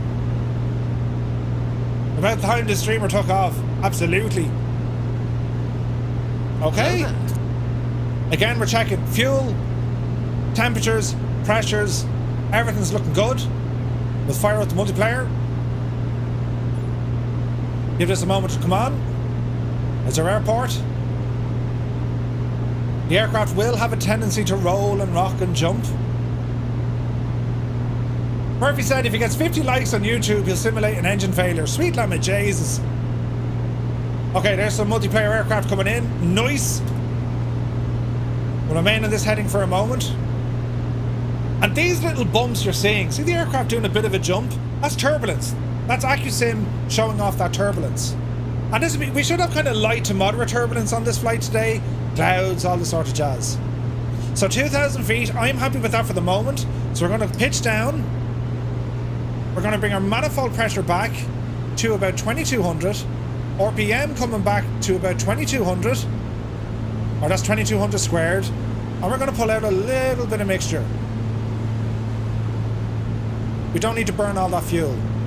We can keep an eye on our exhaust gas temperature, but at the moment we're quite okay. And now it's a matter of retrimming the aircraft once again. Bit of wind hitting us, but it's quite okay. Temperatures are all in the green. Airspeed, we're fairly moving, but the engine RPM and manifold pressure, they're not too bad. Our fuel flow about 13. We'll probably get that down to about 11-ish. So we'll start another left-hand turn here. And keep an eye on our altitude here. We're going to drift somewhere between 2,000 or 3,000 feet. We'll start tightening that up in a little while. Beautiful. Ah, lads. You can't beat the Comanche. Right, nose down again. Every time you make a change to your power settings, the aircraft reacts. Alright? I had a cylinder head, or a cylinder go bad on a flight in this cool plane the other day. Things got very worrying. Oh yeah. And it can absolutely take you by surprise. Like, look at the shakes and vibrations we're getting. That's because of our airspeed has now gotten very fast because we're descending. I'm trying to drop us back to 2,000 feet. The airspeed moving, the frame of the aircraft will shake and vibrate. So watch your power. Bring it back down further. Let's call it 21 on the manifold, 21 on the RPM. And we're looking for a sweet spot. Don't descend too much. We'll straighten her up. Our fuel flow has now dropped. We're in the 12s now. We'll get it down a little bit more. Look at our speed. We're absolutely hooning it. Now, we haven't gone past our do not exceed, but we're still going a little bit fast. We're doing about 140 knots at the moment, about 170 miles an hour. So we're going to pitch up and try and level off as best we can. Now, if you start getting tired and, you know, well, let's help ourselves out. We're going to turn on the autopilot. We're going to wait for the system to be ready. And we're going to put it into stability mode. This will look after our pitch and our roll until we know what's happening. Wait for the blue light to extinguish. Stability mode. This will level the wings.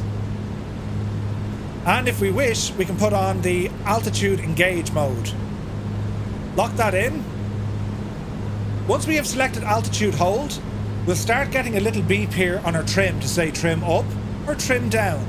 And that's just telling us, change the trim setting on your aircraft because the autopilot is trying to work against it, right?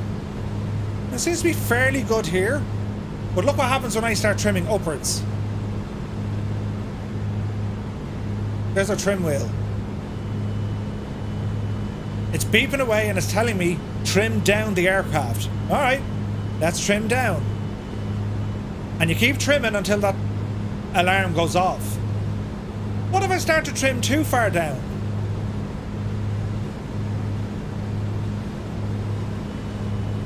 There's the alarm telling me trim up.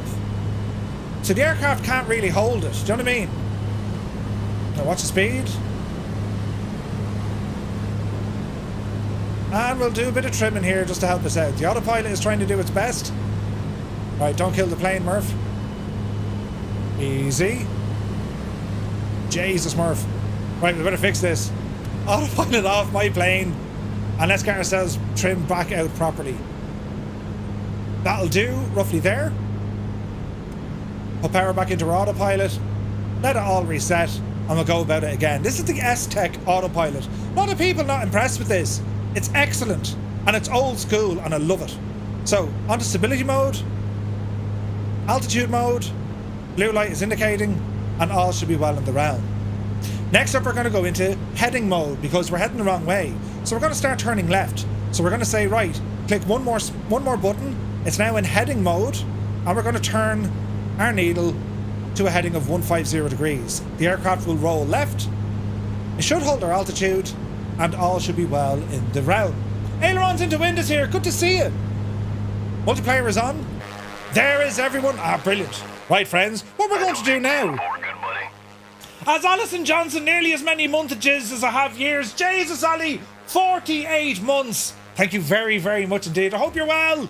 Right, lads, if you're flying with us now, if you're on the Xbox, press 1. If you're on the PC, press 2. And if you're sitting there like a goat looking at thunder, what's he talking about? You press number 3.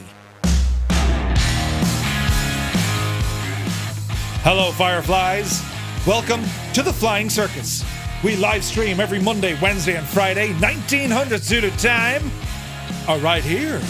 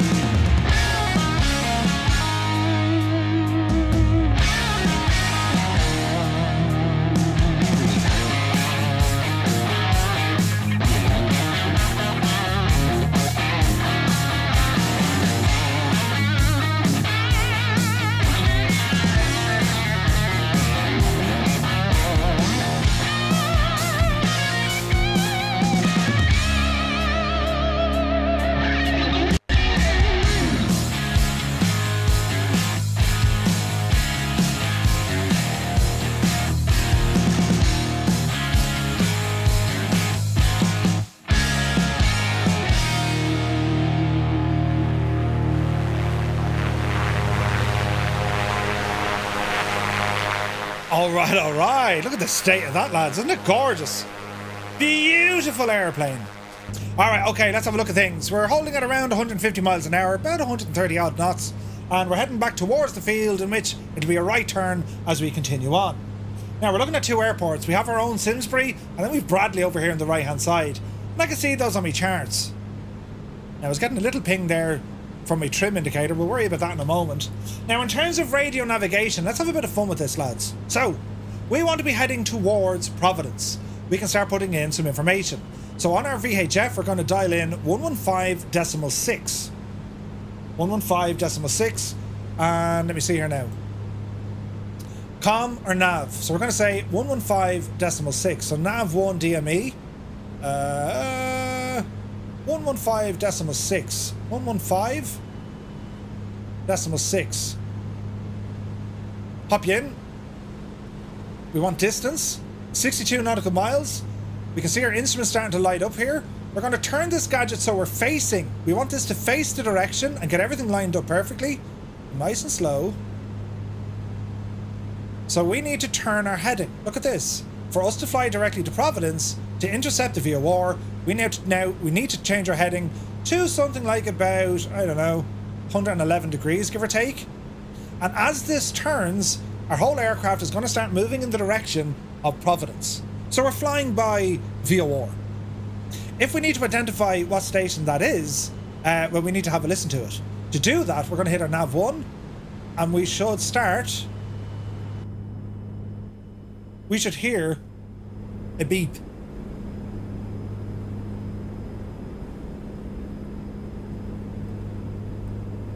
Very soon we should hear a beep.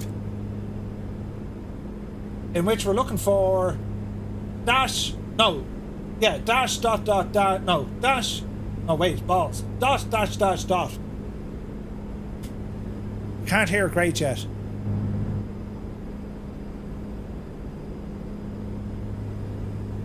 Volume should be up full.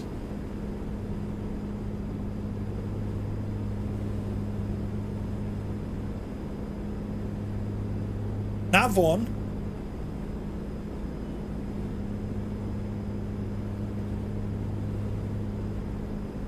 Still can't hear it. Make sure all our volume is up as high as we can get it. Oh, I might have to push this in. Isn't there an act we need to do or something? Pull ID or push for bearing. Okay, we've pulled it now.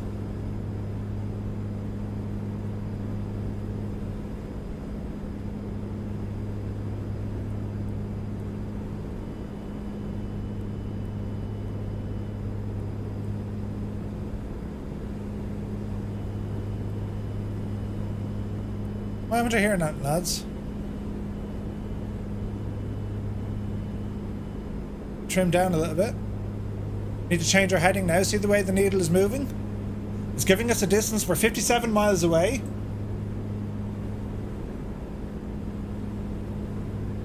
Man, do you hear the wind hitting the aircraft? It's class, isn't it? Yeah. We're going the wrong way. We're not going the wrong way. We're going to Providence. I don't know why I can't hear that. Huh.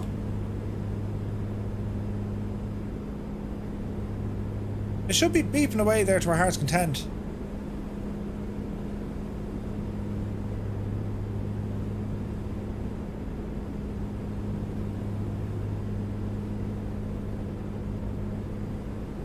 There. I think I can hear it. Something on the way. Some. There.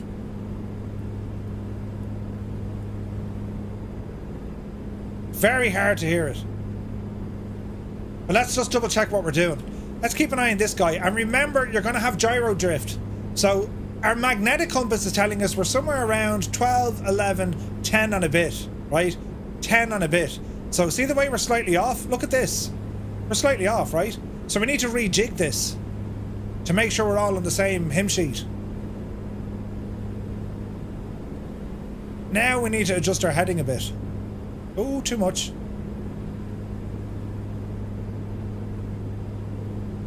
So we're going to move that across. I was slightly off, actually. Look at that. Alright. So far, so good. Headphones. Yeah, I have my headphones on. Time to pull the big switch, good buddy. Can't hear it. Fiber Strike, welcome in. Welcome in, Raiders. Hope you had a great stream. You're very welcome aboard. Sometimes you don't always hear it. You should, though. I'm sure our volume is turned up everywhere. They're all working.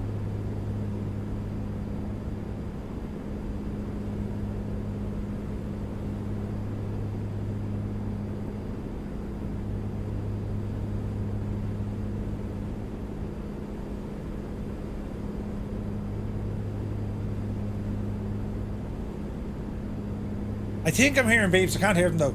Flew to 737 Bozeman to Vancouver to Ketchikan. Nice. Can't hear it, but it could be your aircraft. Yeah. Dougal, have you been drinking? I have, Ted. I've been drinking like a mad idiot. Now, let's just double check what we're doing. Look at the prop spin there. Isn't that gorgeous? So, let's go in and check. Fuel pressure's good. Fuel tanks are good. Oil temperature's good. Pressure's good. Cylinder head temperature's fine. Suction for the gyros is working absolutely fine. Manifold pressure We want 21 squared, so bring the manifold down a bit and RPM up a bit, and that's going to give us 12 on the nose gallons per hour. Now we can reduce that if we want, right? I'm struggling to figure out why I'm not getting the Morse code. We could be too far away, but usually once try headphones off.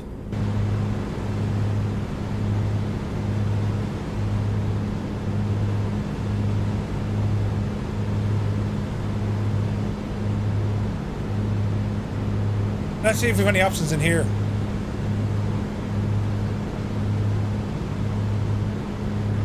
I can hear something.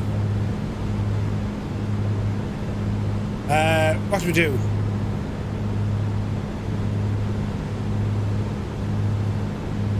We go into sounds.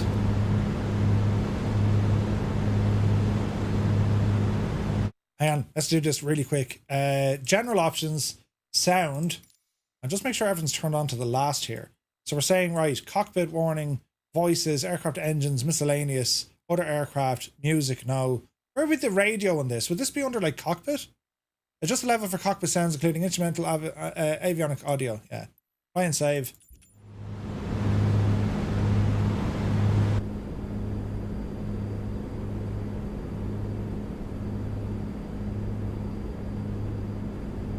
It should be working. Anyway, we won't get bogged down with it. There is a sound there. Is the marker mute off? No, we have it on.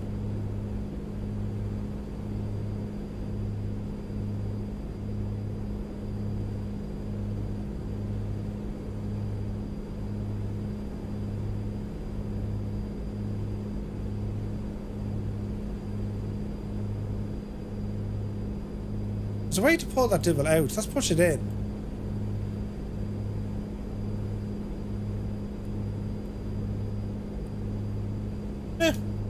Left click and click it pulls the volume knob all the way out. That works for me.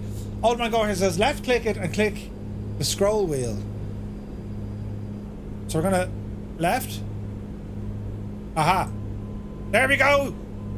Old Man Goat Hair is a genius. Listen.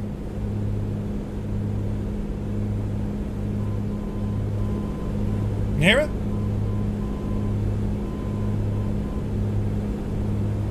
Right? Brilliant. So what we do with this, we look at the station we're flying to make sure it's correct, right? So we want to fly to Providence. So we should be hearing dot, dot, dot, or dash.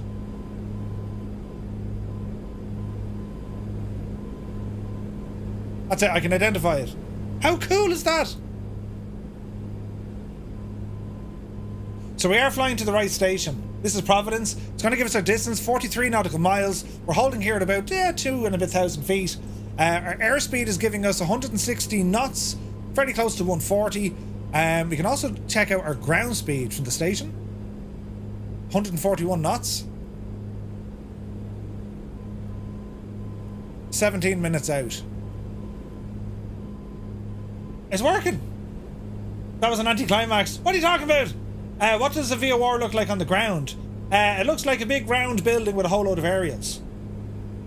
Oh, there's a big pause we're after getting. But yeah. Right, that's working. And again, what you're looking for here is the drift of the gyro. Because your instruments, because it's a vacuum system, well, they'll drift. The reason how they drift, just to explain it, in behind this avionic, in behind this gadget here, right? Think of a tube that comes out. I'll show you.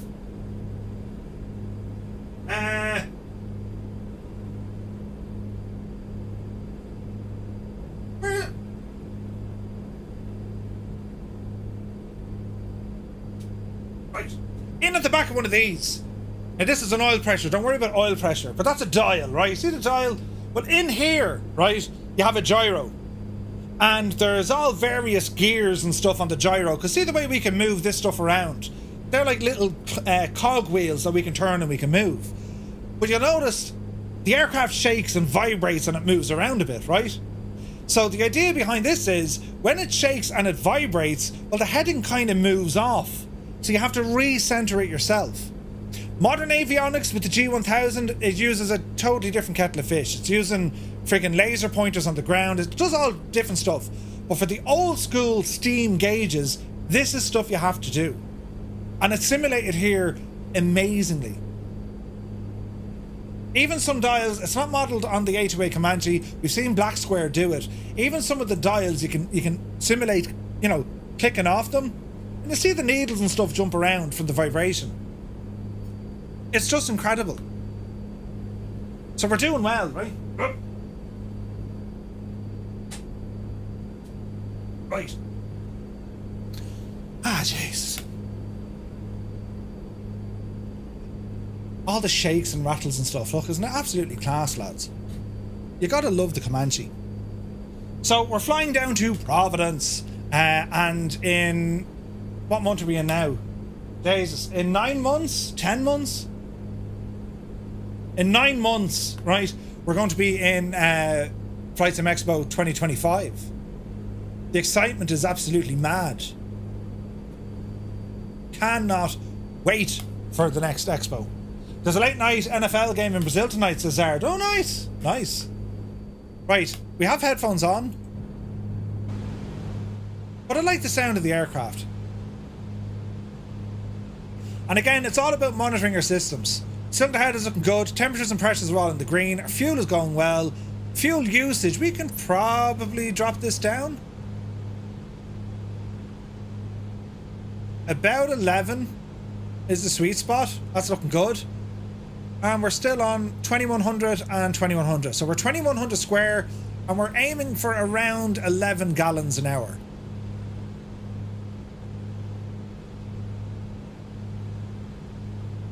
.9, 10.7. And see the way we're at roughly 21. We're slightly off. But like this is giving us endurance. We're leaning this for endurance. And then you have your exhaust gas temperatures. You can monitor all those as well. But at the moment, we're flying very efficiently. Very, very efficiently. Now, if you want to manually adjust your direction indicator, as in reset the drift, just hit D. D for Delta.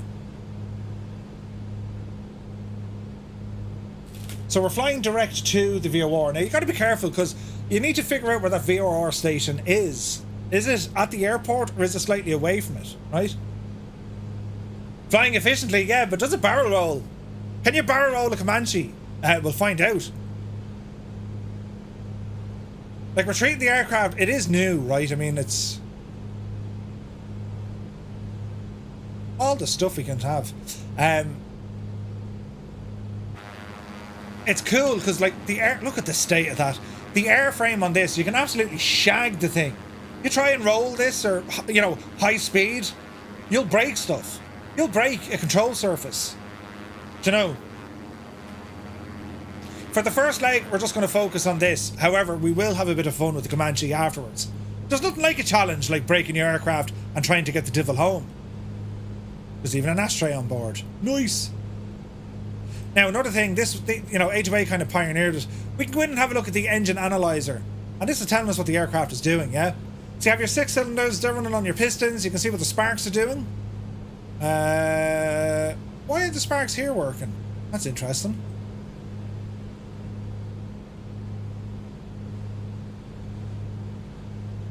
Let's shut off an L mag.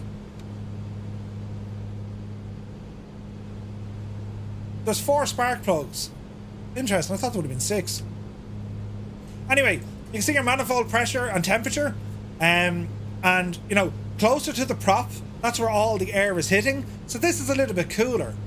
Closer to the engine, away from the prop, that's where it's getting a little bit hotter. And that's completely modelled here. Isn't it cool? Very fancy.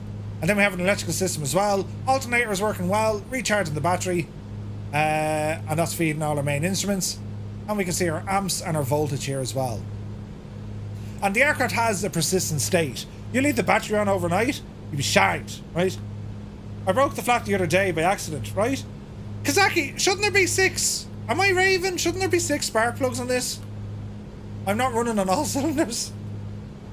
That's mad, isn't it? Yeah.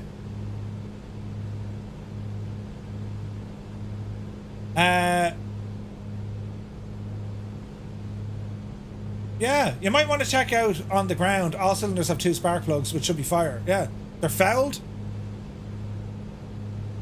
5 and 6 are running on magic. Yeah, it doesn't make sense, does it?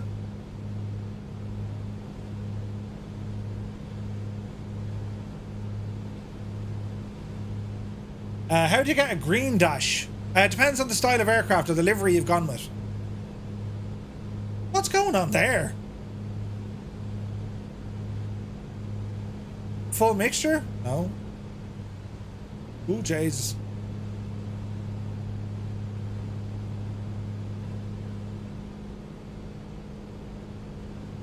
Is it the type of plugs I'm using?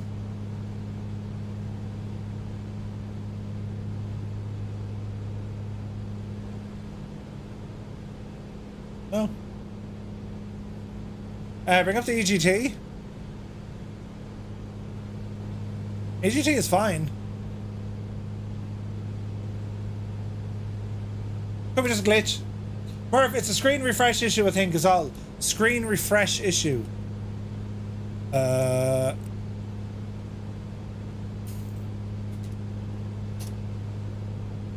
you're right, Dougal, 100%. See the way they turned on there a second ago? It's making a fucking mockery out of me now. Right, okay. Okay, so it should... Yeah, right, fair enough. We'd know if the cylinders weren't running because it'd be... don't be blowing the engine. It's grand, it's totally fine.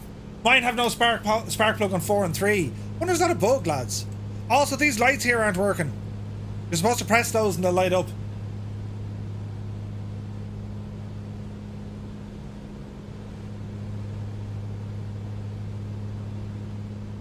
Do you know what I mean? Ailerons would be displeased. Yeah, electric EGT in the middle shows fine. Yeah. It's running grand, lads. It's running grand. Now, alright, let's, where are we? Mileage, we're 22 miles away. Let's act the Aegis so. What happens if we're going to put the aircraft under a bit of pressure? And how well is it going to react to us acting the complete and utter Aegis, right? So we're going to turn off autopilot. And we're going to manual fly this. And the first thing we're going to do, we're going to put it in a stall. And let's see what the aircraft wants to do with a stall, right? So, roll her up there now, Sherton. This is as steep as bejesus. We're going to wait for the stall warning. We should get a shake and a stutter. There's the stall warning. Easy does her. This is where you'll cause damage. Look at that speed flying up. Alright, let's try it again. Power out. Straight up. And let's see, can we put it in a spin and recover the spin? There's the stall. Alright, she's alright with that. Watch the speed. Watch the speed. Oh, Jesus, watch the speed. Okay, cylinder head temperature is cold. Bring the power up.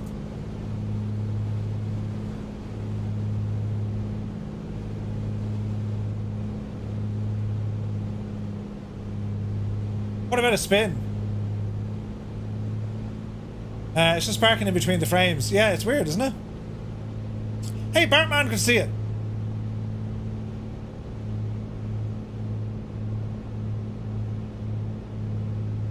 Tritz, that's okay, dude. Right, I want to try a spin. Get up there now, you devil. So to try a spin, we're going to give this a bit of aileron here now as well, just before stall, right? There's stall, bit of aileron. On plane, you do the spin.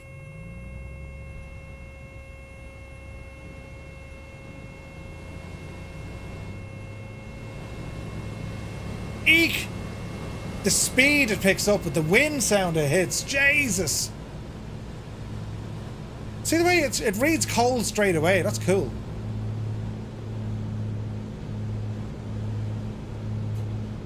Nice. Yeah, flash the old cop lights for the crack. Alright. Get ourselves back on course here a little bit. And again, like, we can manually fly ourselves into this until it straightens out, right? Our altitude is a little bit low, so we'll bring that up.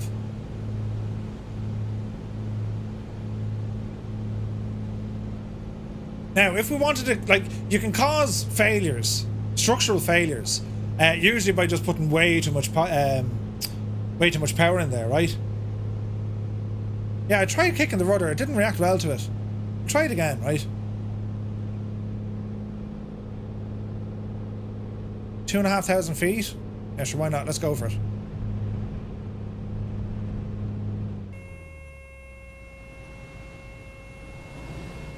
Jesus. Yeah, it's not too bad on the old spins. We'll try it again here now in a few minutes. One thing I will say though, when it comes to the recovery of the stall, it's very fast. It's not bad at recovering from... Oh, you're not bad at recovering from a cold. Jesus!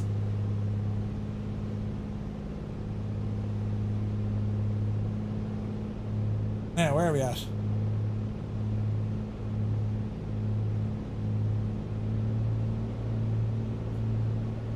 Bring the power in.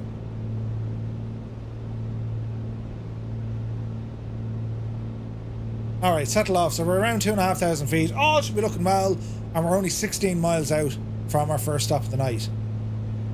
Fuel is grand. Temperatures are all grand. There's no doubt a bit of pressure put in the aircraft, but it should be grand, lads. Should be grand. Get ourselves trimmed. Easy. Alright. So we'll go back on autopilot. Calm the old divil down a bit. We're at 3,000 feet now. Trim. And bring that power back so we can say 21, 21. Easy. Easy. I'll keep it on heading mode.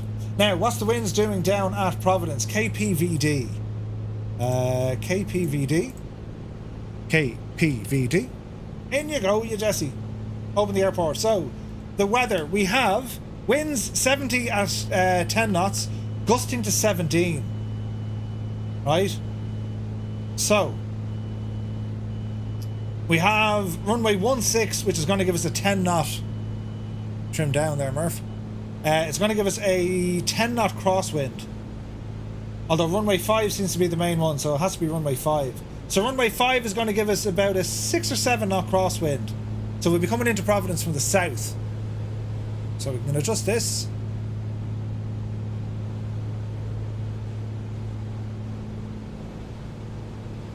RPM is a little bit high. There we go. Speed is good. And we're approaching Providence. It's going to be mad being here next year. Have we photogrammetry here? I think we do. Does the Comanche still bounce? It does a little bit. When I was taught spins and stalls, you had to be no more than 500 feet. Oh, you had to lose no more than 500 feet. I was thinking, Jesus, could you imagine? Yeah, they usually bring up to about 3,000 feet, depending on the aircraft, but spin recovery, not so much. Stall recovery, they tend not, well, I don't know, it depends. I don't know how many flight schools will actually let you do spin recoveries these days. They'll always do a stall, alright. But I think it's just something that's more spoken about now. Depends on the aircraft, though. The consequences of your actions is the ground. Did you just hit the ground? Is a 21-21 a good rule of thumb for the aircraft?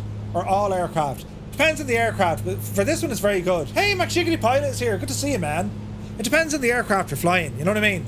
But for the Comanche, 21 squared is pretty nice for it. Now, I want to fly over the place, and there's a bit of rain in the area, look. Hello.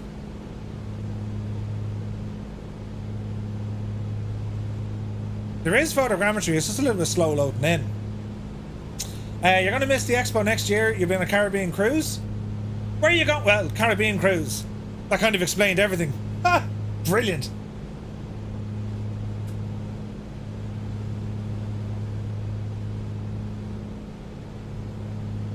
Jeez, we've got a few people here, haven't we? Bum-ba-da-bum-ba-da-bum-ba-da-bum. Patrick is here as well. Good to see you, Patrick. So, is it Cape Cod or something that's down here? No? Cape Cod? Not ringing a bell? Providence? Or is that further out?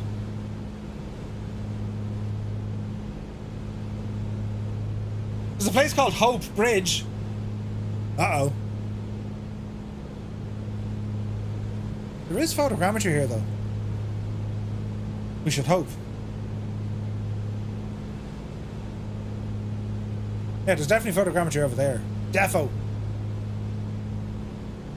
So, Chase, the amount of airports. So you have North Kingston, or Kingstown State over there.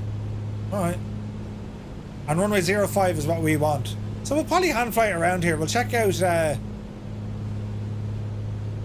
we can check out Providence here now in a sec. Man, the wind is really doing its stuff, isn't it? Engine's running hot as well. Flight info, 14 knots against us at the moment. Visibility is still good. We still have 24 degrees, and the temperature inside the cabin is rising. Yeah. We're grand, lads. Too bad, because I only leave 20 minutes away. No way. We're not close to Cape Cod. No, but it's up this neck of the woods, isn't it? Or am I raving?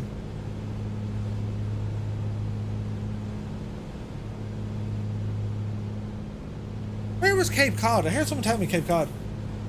Cape Cod with chips and mushy peas. When the Comanche is supported by my force feedback yoke, it'll see if it sorts the bounce. Ooh, nice. That new vertical control, no sign of force feedback in it. But I like the way you can interchange the yokes. That's pretty cool, isn't it? Right, so we're finished with autopilot for the minute. We're going to hand fly this one, check out some of the scenery. So we're going to dive down here to the right hand side. Bit of power coming back. Cylinder head. Or carpet, sorry, get you open. And let's see what we can see.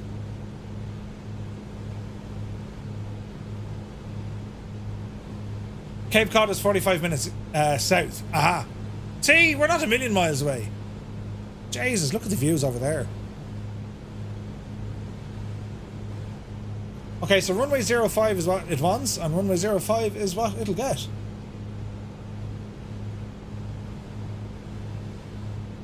Easy does it now. So we want to go for prep for landing, so we're going to go mixture full. Bring that prop back up but not too high. And we'll just head out over the road here. We're VFR, so we'll just manage on. Not Cape Cod, wrong place. Fish pun. Wait, what? Cape Cod is the bit of land due east that looks like a fist. See, they're big on fish and lobster up here. Wasted on me. Wasted.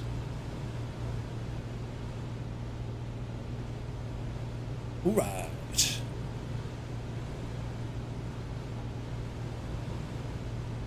Now I'm using a default airport for Providence. KHYA. Nice, McChickadee. Thanks, dude. Alright.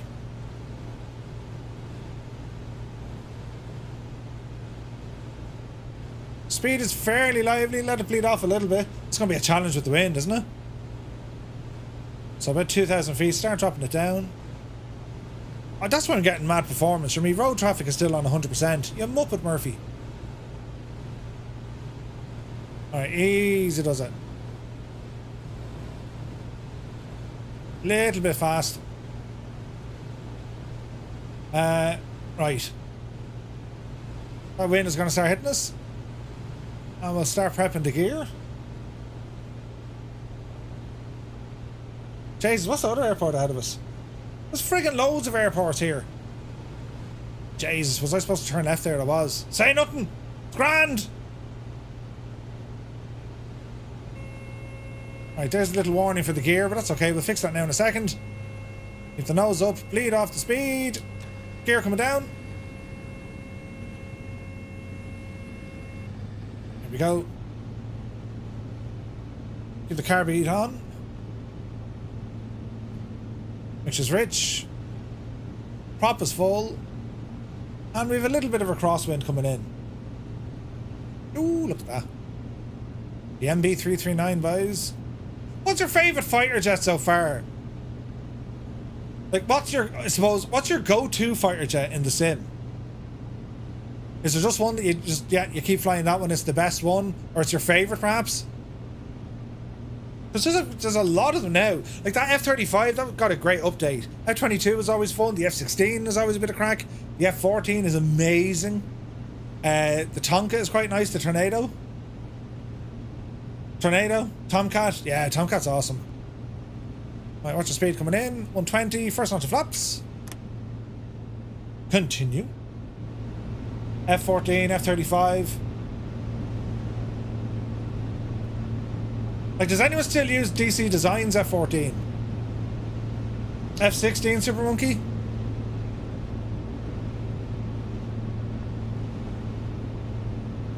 Alright, watch the approach.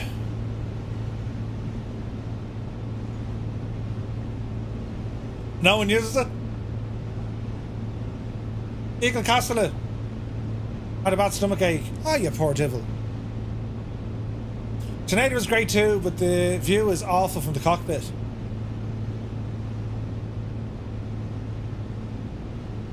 Okay, gears down and locked. We have one notch of flaps.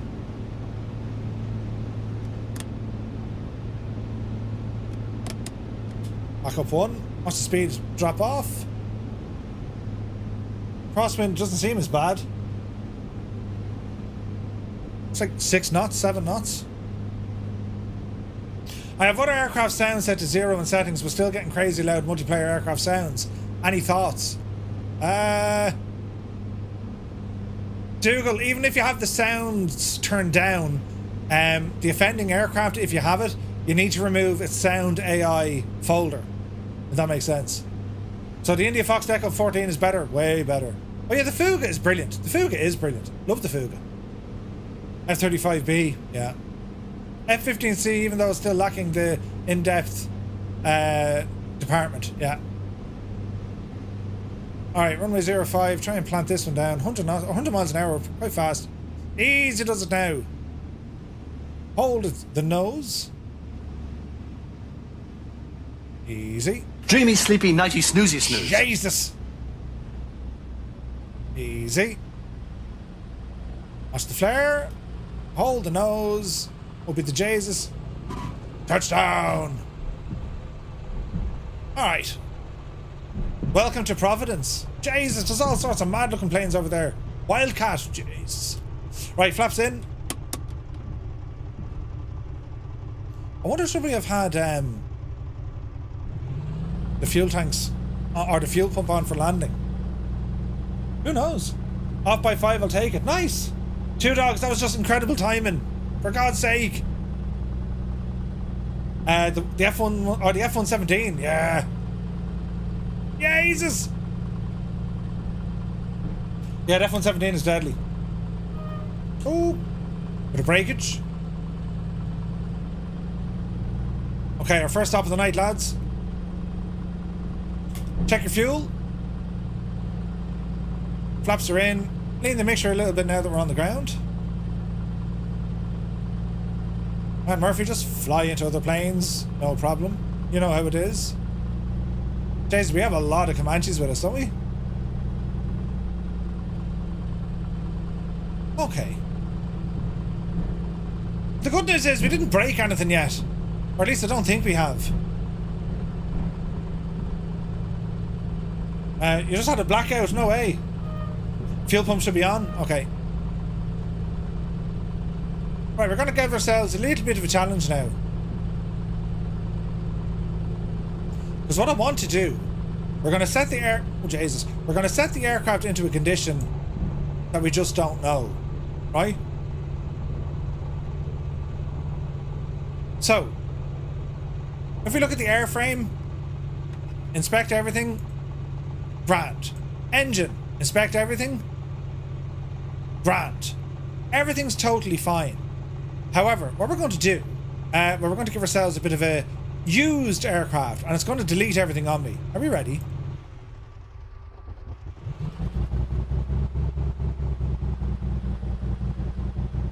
And without knowing what's wrong with the airplane, we're going to use it exactly as is. I don't know what's wrong with this. So we're going to try and figure out what's not working with the aircraft, right? So let's just sit here for a minute. Keep the parking brake on. Hold the mixture out a little bit. Carpet in. She's trying to cut out even at low RPM, look. Let's do a quick check. I've set the condition of the aircraft to new. So flight controls look okay. Flaps.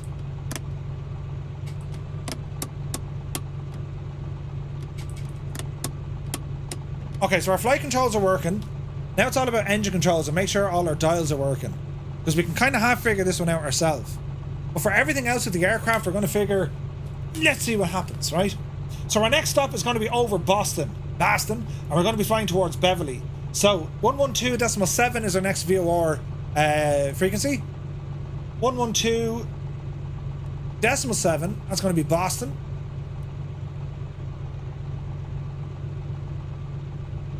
Leave all that alone. So brakes coming off, power coming in. You can hear the engine coughing.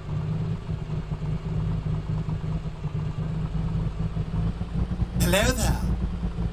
This engine ain't happy. So can we fly the plane half shagged? Fuel pump on. I hope it's working. Hey, Swap is here, good to see you. So this is pure challenge mode now. We don't know what's wrong with the aircraft. But the engine doesn't sound good. We're going to try and fly it to see what happens.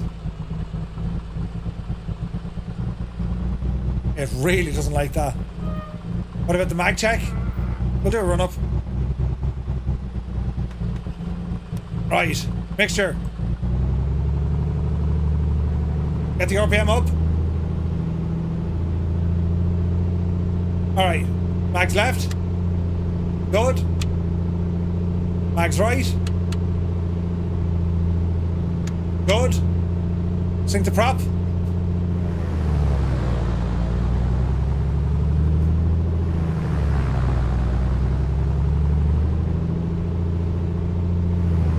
Prop is good. Carpet.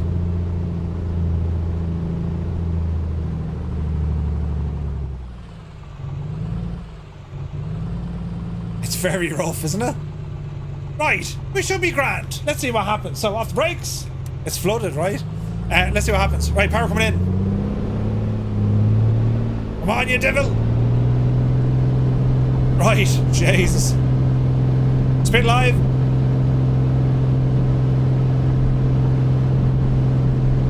Yep, see daisy. Gear up.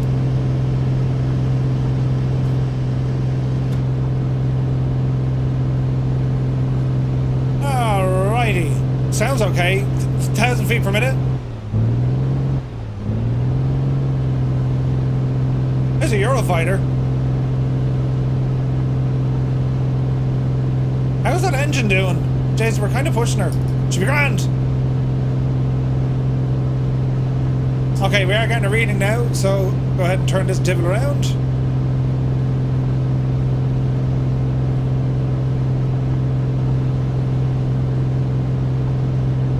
So out to the right we go.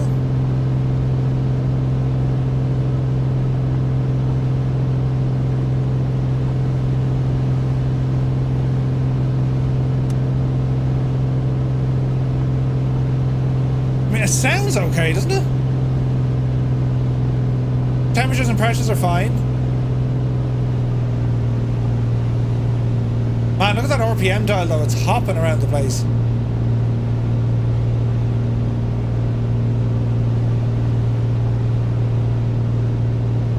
Let's see what happens. Get ourselves up to about 2,000 feet and we'll hold it in there.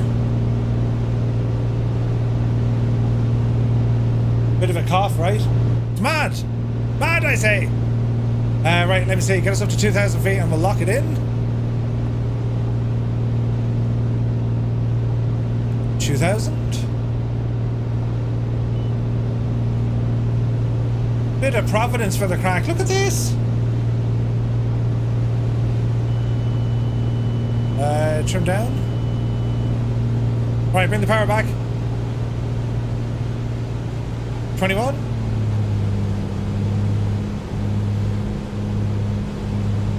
Airspeed is boomed, isn't it?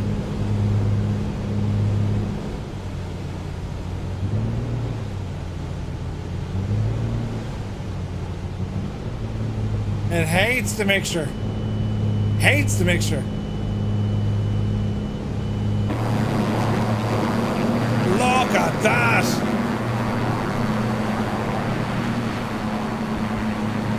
So Providence, Rhode Island, right?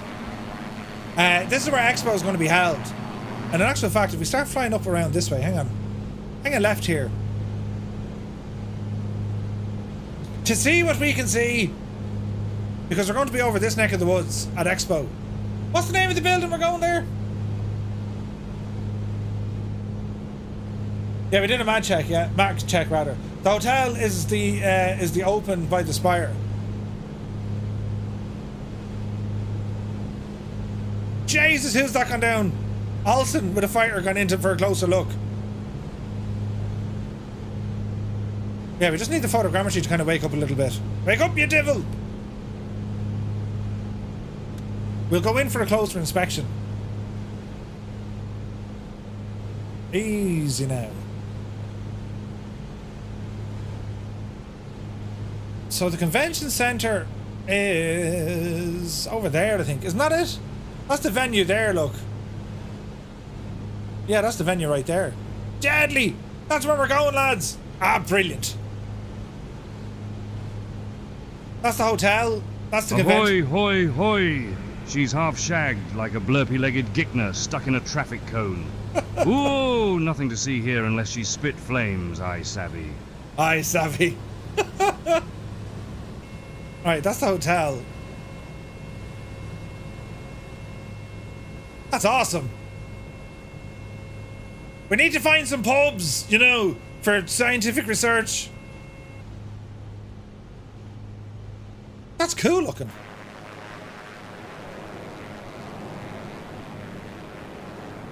So that's where we're going to be in June 2025. Providence, Rhode Island. Very fancy looking, isn't it? Right now, plane, behave yourself. Right, we're doing one of these. Oh, yeah.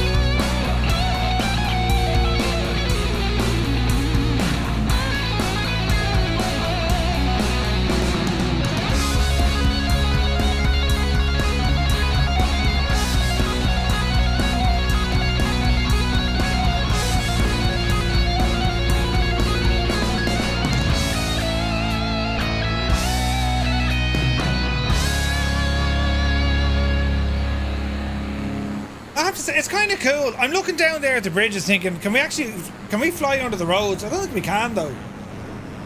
Like, photogrammetry roads on this are possessed. There's stuff there that shouldn't be there, do you know? Murph, if you don't mind travelling a bit in Rhode Island, check out Newport. Ooh. Hey, Nicholas is here. Good to see you, man. Right, we'll head up towards Boston. Jays, it's great to have photogrammetry, isn't it? It's savage, lads, savage. Buildings don't look melted. Yeah.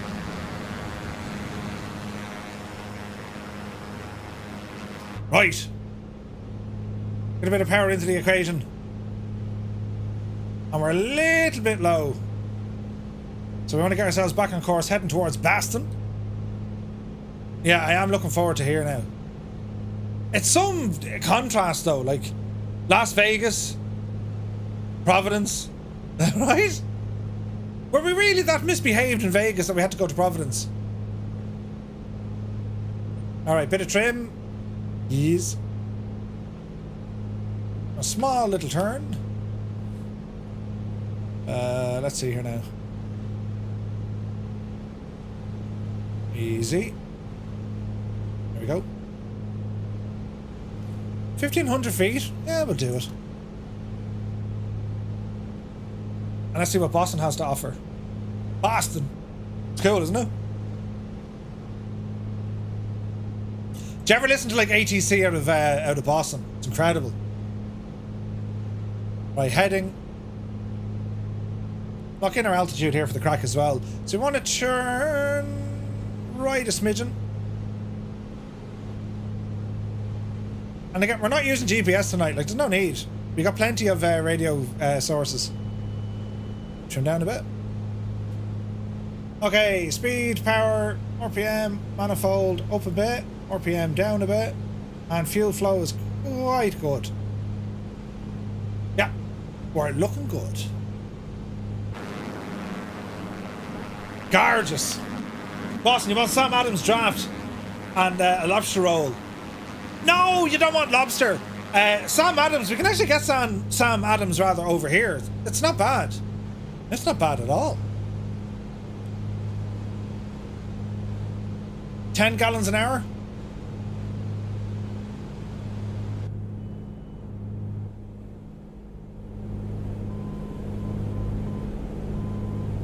There's a little Morse code identifier.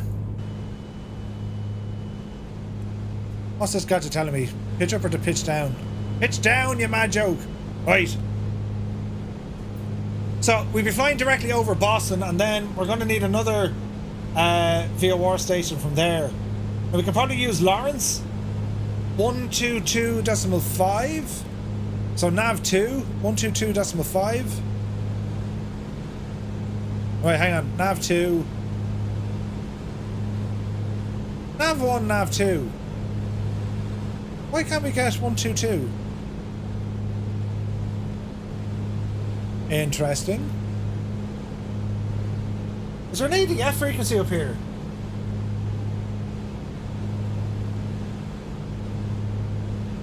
Not that I can see.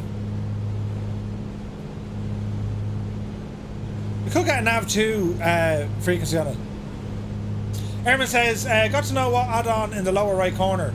Exclamation point wheel, and that'll tell you. So it's using Flow Pro, and it's an add-on that was made by Rambog Mord. And it mimics that of what you see in the Garmin units. And it's only gorgeous. There's a wild Dougal ahead of us.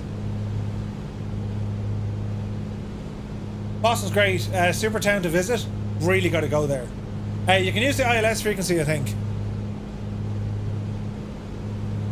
For Beverly. KBVY Beverly. Open the airport. Comms. Runway. So we're going to say runway 34, I suppose. There's an RNAV in there.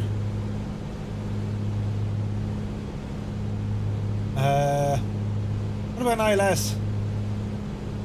110.5. 110.5.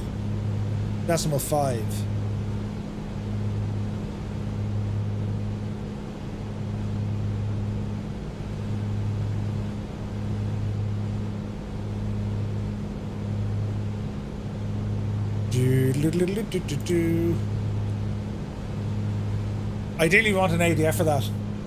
Historical city, my hometown. Yeah, here's great, man. Anyone here in the chat been to Boston? Come on now. Have you all been to Boston? Super popular with the Irish. Boston, of course, built by the Irish back in 1170. There's a lot of schools in Boston. Lots of people come to the city for school, then stay on after graduation. Ooh. Perhaps runway 05 at Beverly.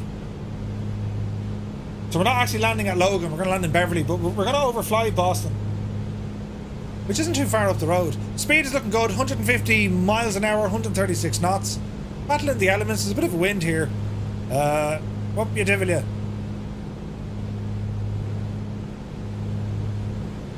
$11 knots, gusting 16. Alright. I got lost in Boston and ended up in a bar, but I didn't mind because I was in points of no return. Brilliant. I did in July, great time, and might visit again next year. Ooh. Another plane with an interesting looking yoke. I wonder how comfortable it is in the real life. Larry, good to see you. The Comanche, very comfortable. And it's nice and big. Compared to a Cessna 172, you have more shoulder room in this yoke. 'Tis only gorgeous. And like, what I love about this, lads, I mean, this is based on, as I said, Scott's aircraft, his actual airplane.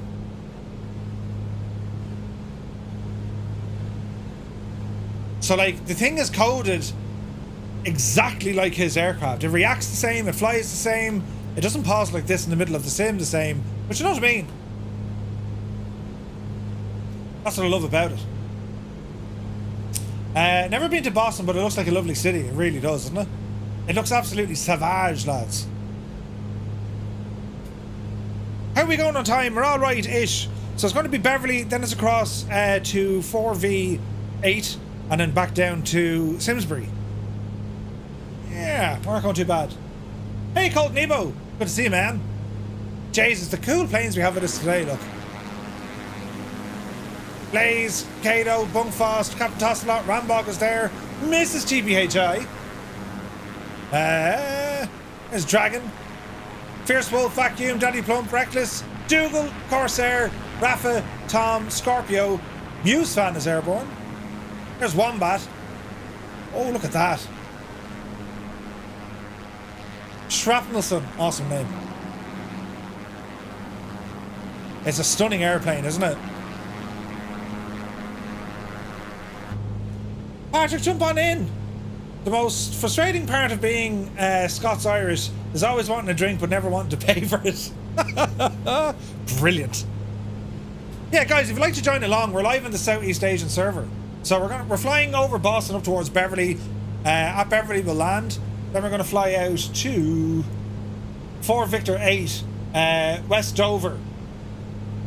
And then from there it's back down to Simsbury. So this is a 57 nautical mile hike, then we're going 88 miles, and then we're doing 61 miles.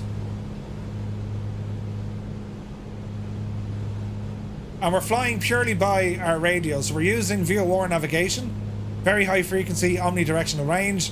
Basically, you tune in the frequency, you fly the radial, that's going to bring you towards that VOR. Noted here by the little flag in the up position. If we were flying away from the station, it'll go in the down position. So for instance, if I were to change this, if I wanted to fly an outbound, I can turn this gadget all the way around. And if we turn our heading now to, I don't know, what's that, 230, we'll be flying directly away from Boston Airport, Boston Logan. So that's how all that works.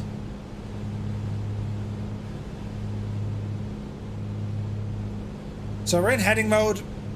We're given altitude information as well. We're holding here at about 1,700 feet. And it's bumpy-ish. There's a bit of wind hitting us, but the plane is just behaving beautifully. Temperatures and pressures, we'll go ahead and check them out. Fuel pressure is good. Oil temperature, oil pressure. You never turned off your fuel pump.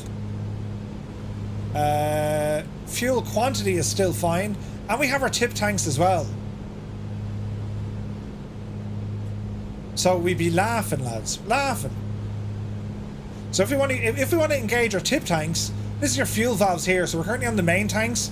We can swing these over to the tip tanks and they'll feed directly into the engine. Other aircraft, you'll see them that the tip tanks will kind of refill the main tanks and then the main tanks feed the engine, right? With the Comanche, the tip tanks will feed directly in, which is super handy.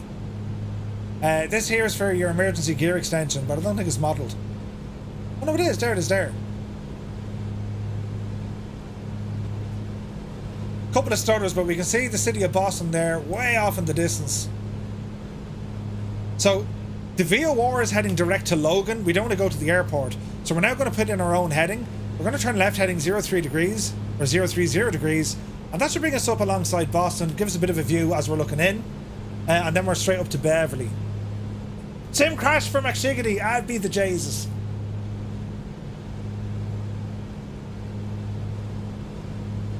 Better Whiskey says, Murph, can you open up the L window? You can.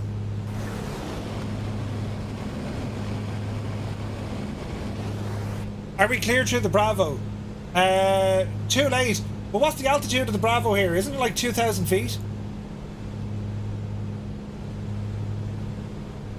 I think it's 2,000 feet. And then we get inside,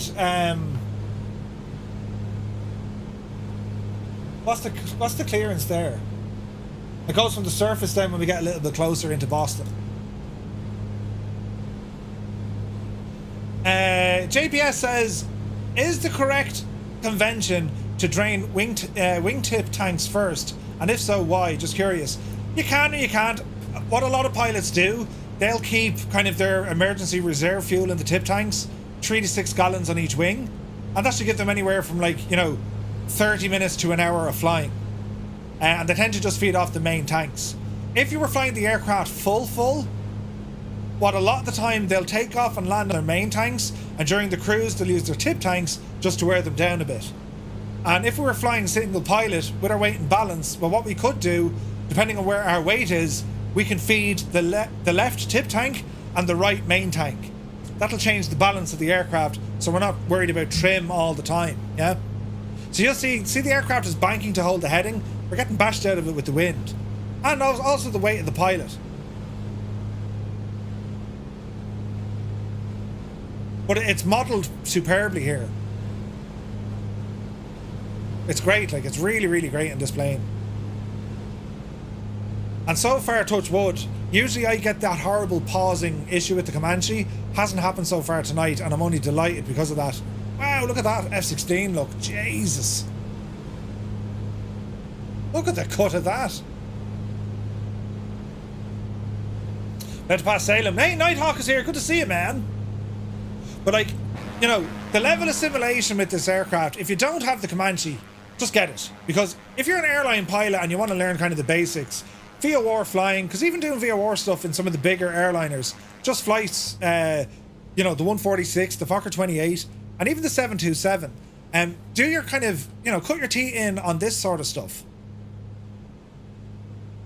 So we'll notice with the VOR, as we're now flying alongside Logan, Boston Logan, this will start turning because as we approach the VOR station, well, we're moving past it, meaning that it's going to indicate slightly behind us. Now, it's by intention I'm flying away from Logan. Logan is over there. And it's an awesome scenery. Who did Logan again? Was it Innie Bills or was it Flight Tampa? But with the Samsung 3D cities, they've also updated Boston. That's where we're getting these crisp buildings at this kind of distance. And we'll fly in a lot closer to the city here now in a moment.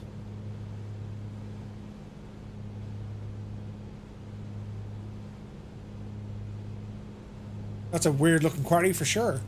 It's mad, some of the photogrammetry... Boston hasn't been updated since the sim came out, I think. This is all the original photogrammetry.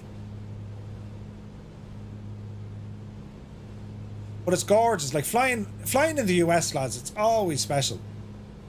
And flying up in New England into Massachusetts, look at the weather here. Look out your window. It's absolutely incredible.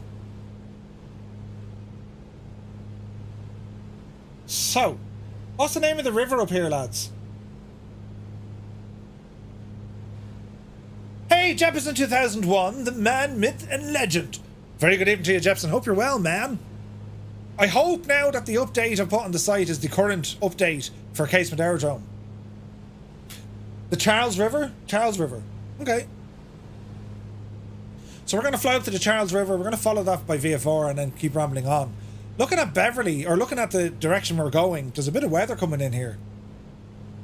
Ah, brilliant. We got it done right. Fantastic. See, I only broke it twice, lads. Right, right turn coming in. And let's just fly in towards the city there to get a closer look. It's only gorgeous. Speed is quite good. Again, temps, pressures, everything is where it needs to be. For the moment. Oh wow, look at the bridges. Jesus. I dare say kind of 060 is going to give us a nice heading. Yeah, that looks pretty.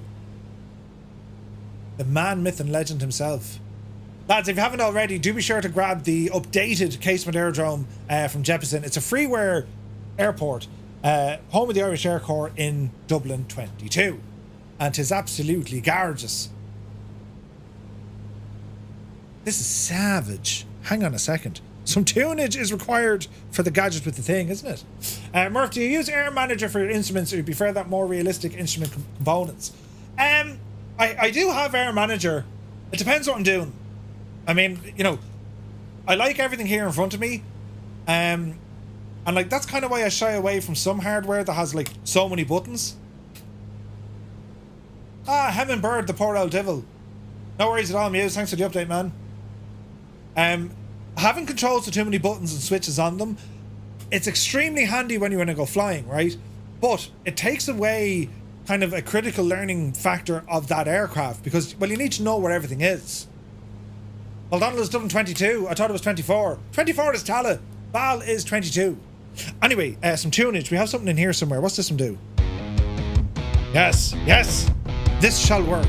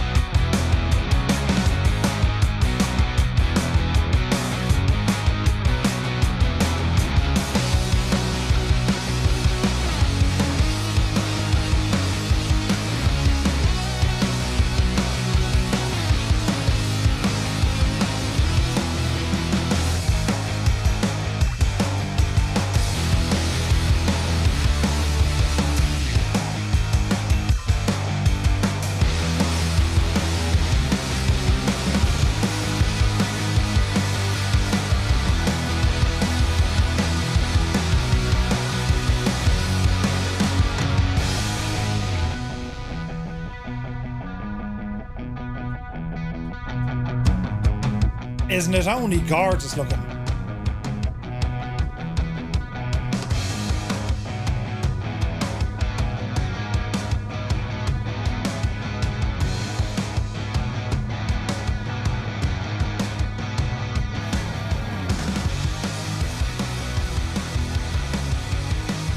Newsfan says, getting fierce dark looking up here. Oh, Jesus.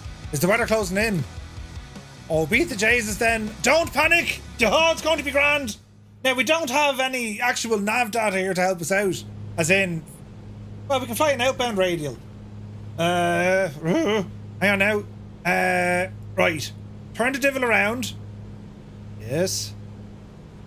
Now, to fly directly away from the airport, we want to intercept a radial. We want to be on the 200 radial, right?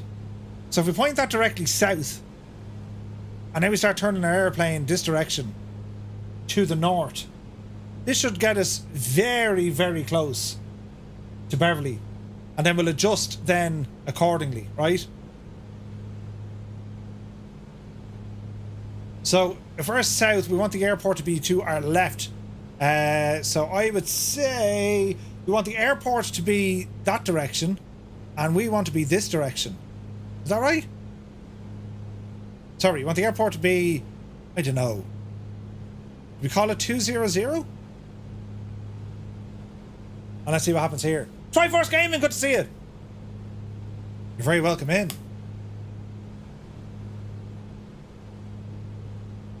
Why aren't you moving, you devil? I am now. As we're flying away, that's going to move.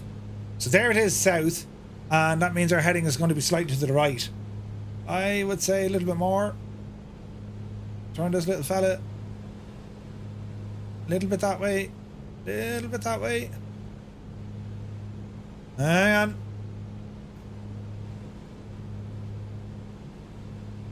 A little bit more. Or 5, 10, 15, 20, 25, 30. 30 from 180 is 150. I'd say we're bang on here. This should bring us straight up to Beverly. Eagle Castellet is back. Welcome back. The Zacken Bridge. Yeah, some of the place names up here are friggin' nuts, aren't they? Where are we going? We're going to Beverly. Kilo Bravo Victor Yankee. More like 030.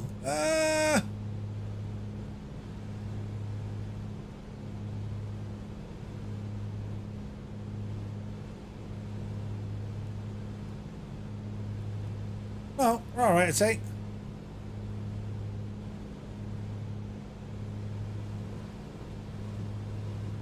Zero 03, 04, 05 probably, would it? 05? Let's trust our instincts. Yeah, we're pretty close. We're pretty close. So this is kind of... Oh, Jesus. Yeah, we kind of left via VFR conditions here. But we're grand. Now, another easy way is stick to the coast.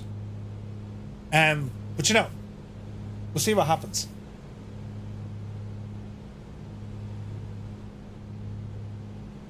Jesus, we're still not directly away from it. Try 06. Come on. Come on. Now that's looking better. That's looking way better. So there is our... There's our directly behind us. So that's north. Call it 10, 20, 30, 40, 55. So we'll call it 65. And let's see what happens. I've got black clouds out there. Really? Can you pronounce Peabody? Runway 09? That'd be straight in. Okay. What's our altitude? Yeah, we're okay. Now we can probably drop altitude a little bit. Man, look at the view there. That's deadly. You gotta love that. Like, the visibility has just completely dropped off. Christ, there it is. Autopilot, come off. Jesus, Murphy. Autopilot off. We're shocking high. It's grand. We'll slip it in. It'll be totally fine. Say nothing to no one. Yes. Right. Bring the speed down. Jesus, get your carb heat. Get your carb heat. Oh, you devil. Right. Now, we don't know the condition of this engine, so let's find out together. Gear down. Throw all the flaps out. Hopefully we don't break anything. And start a slip. Gear in there, you devil, you. Jesus. Jesus. How strong is our airplane? Let's find out, because we're putting it under savage pressure. Be the Jesus. Easy. Easy. Full flaps. Gear is down. Just point the nose on the ground, Murph. Mixture rich. Ah, Jesus. Prop full. Help with the decel. Easy.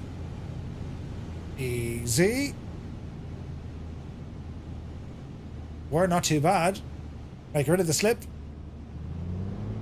Easy. Right, we're in. Let's see what happens now, lads. Jesus. Look at the Beverly. Never even knew her. Easy now. Easy. Easy. Oh, Jesus, easy. What's the speed? Easy. Sideways landing. Holy crap, easy. Oh, Jesus. Go on, keep going, you're alright. Get in there. Go on, you devil. Hold the nose. Oh, Jesus, we felt that. 174, we're down. It's safe. It's grand. What the Jesus, is after getting terribly dark? What do we need to do? Flaps in. Carpet out. Mixture back. Bit of power. Didn't land at the fuel pump because I'm an idiot. Welcome to Beverly. Brilliant.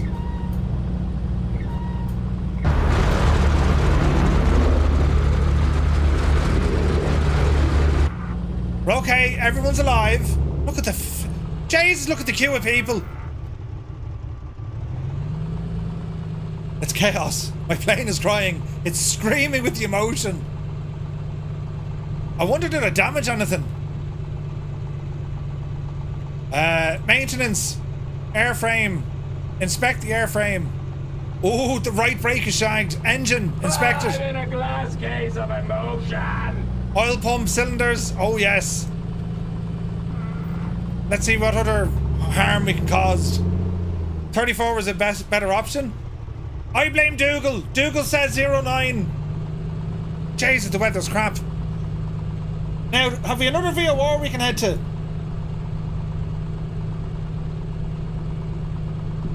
Easy.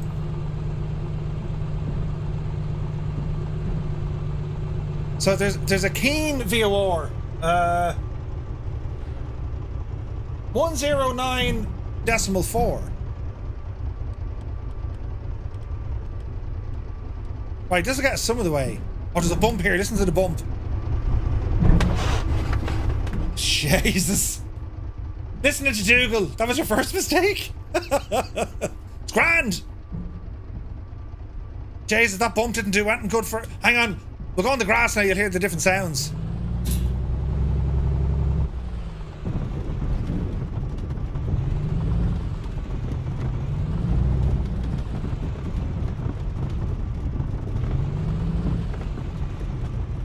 Isn't it brilliant?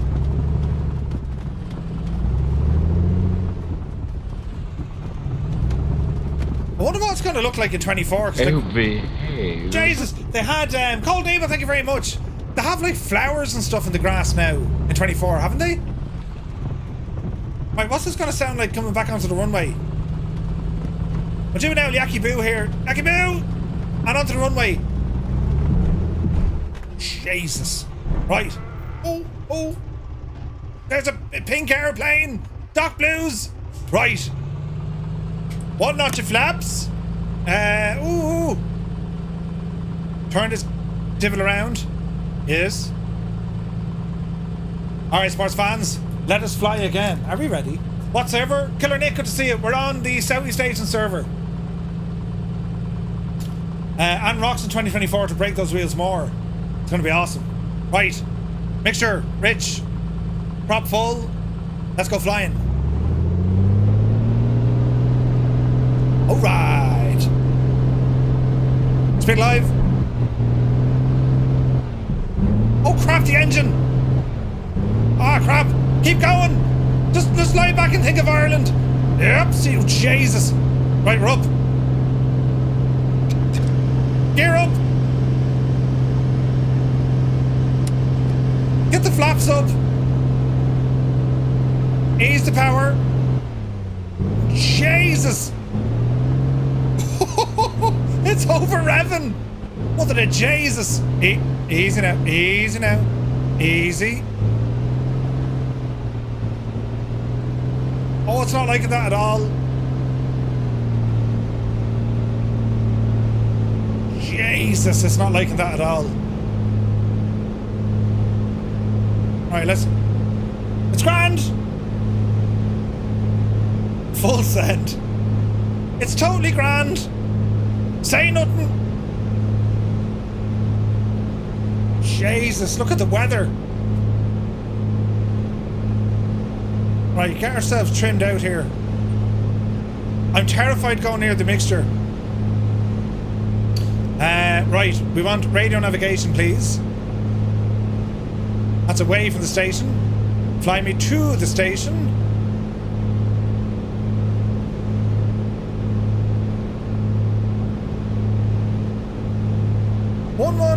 Wait now.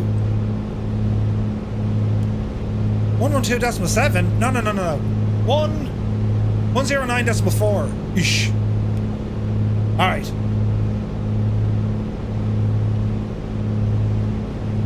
Why isn't that working?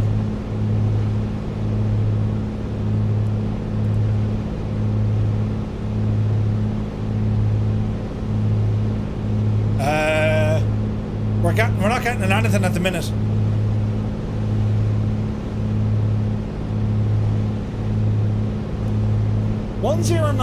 .4. Yeah, it's miles away, that's why. Right, give us a heading. 298 degrees.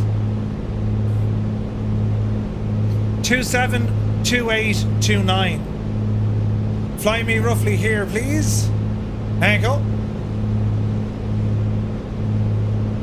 And roughly there, please. Right, let's see what happens here, sports fans. What do we do with the altitude? It's very hard to see what we're doing.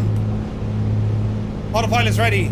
Heading mode. And we're going to keep this climb at the moment. Speed isn't great though. Add a bit of power. Easy. Easy. Easy. Okay. See, can we break out of this cloud? Jesus, it looks nice. Oof. Ah yes, we're breaking out. 2,500 feet. Keep her climbing. Coming up on 3,000 feet. Now, at what stage are we going to pick up this friggin' VOR?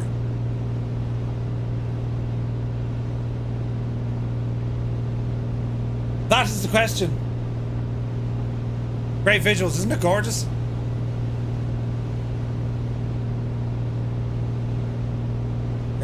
Just about 700 feet a minute, 800 feet a minute. We're passing 3,000 feet. Oh, look at the cloud layer. Look at the state of that. It's a DME, is it? What? Oh, it is. Balls. Ooh. Hang on. Don't panic.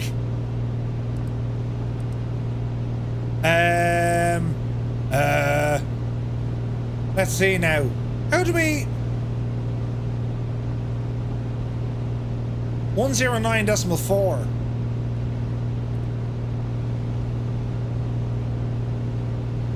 Oh, Jesus. Don't be panicking. It'll be grand.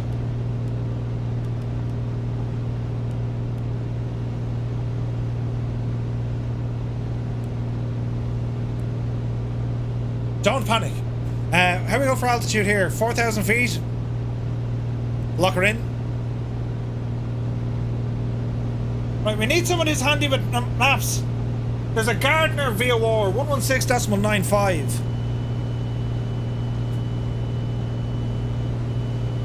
Trim down. 116. What we say? 116.905.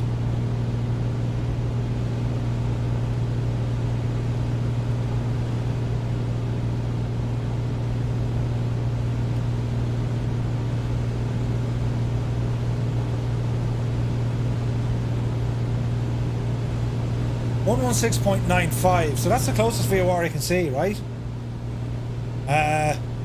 Jesus, we're booting it with speed, aren't we? Yes. Rental power engaged, lads. Well, let's see what this is going to do. 116.905. Trim down.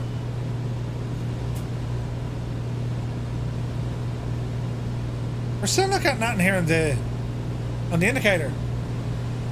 Gardner, is it near Woody's by any chance? Do you remember Woody's? Right, let's see what we're going to do here, right? We should be getting some sort of a signal, I would have thought.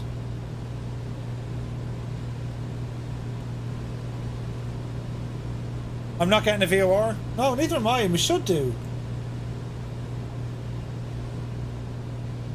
Okay, what else do we have? There is a DME there we can kind of be following, but...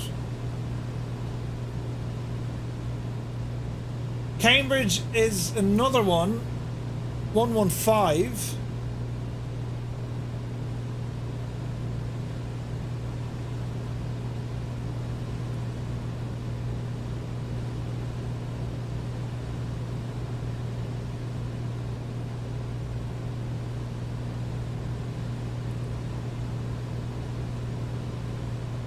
Oh, here's the signal. Finally!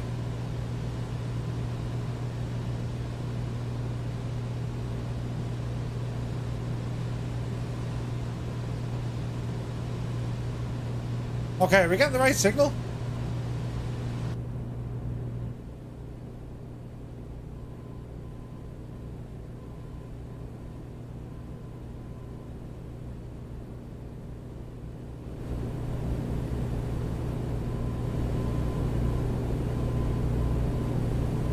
Right, that's the Gardner VOR, 100%. 100%. Jesus, look at the weather. Isn't that something? Now, we don't have flight direct to the Gardner VOR. So, need to do a bit of calculation here. By keeping the Gardner VOR directly in front of the plane, we're going to need to make some sort of an adjustment. Let me see here. Our original heading should be 298 degrees. We're at 280 there. So if we go on a heading of 300, just for now, and then we see what happens. Our neighbour is just taking a dog, or in a dog which has no legs. It's called Dunhill. It's called... Oh, they called it Dunhill because he takes it out for a drag. Oh, Jesus. Tess Pilot, good to see you. 10 weeks and 4 days until 2024. Yes. The excitement levels now, lads. Bananas. Right, bananas. Now, the next... Where's the next VOR after that? There's nothing handy we can chase. So, on the Gardner VOR, right? On the Gardner VOR, which is here, we'll ideally... ideally, we want to be on an outbound... Well, if we're on an inbound, a rough bearing to where we're going to. 280 degrees from Gardner, right? Now, we could fly direct to that VOR and then head on the outbound radial of about 310. Roughly, that'll bring us there, right? Have I another VOR up here somewhere? You've Concord up there as well.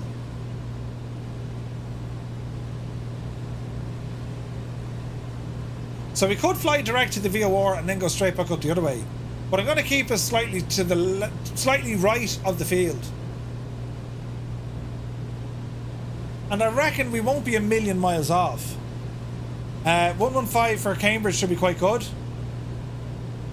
So I had 115 in there as well. Are we going to get Cambridge from here?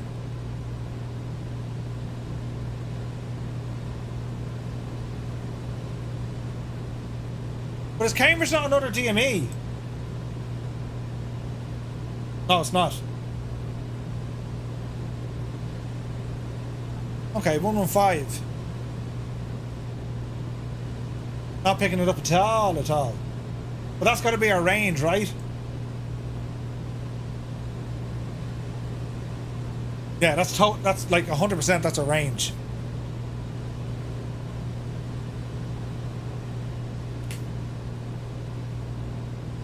All right.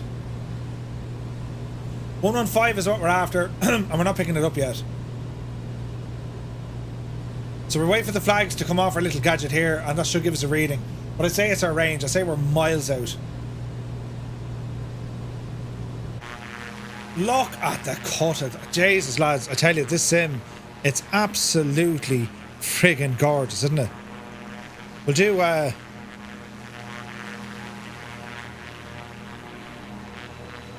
No. Where's this one? Of all the music I have.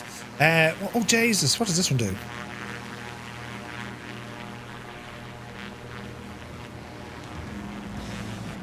Wait now, wait now.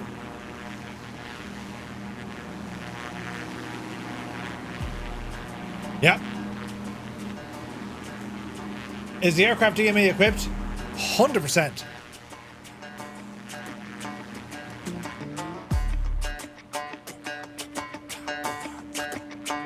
Look at the views though.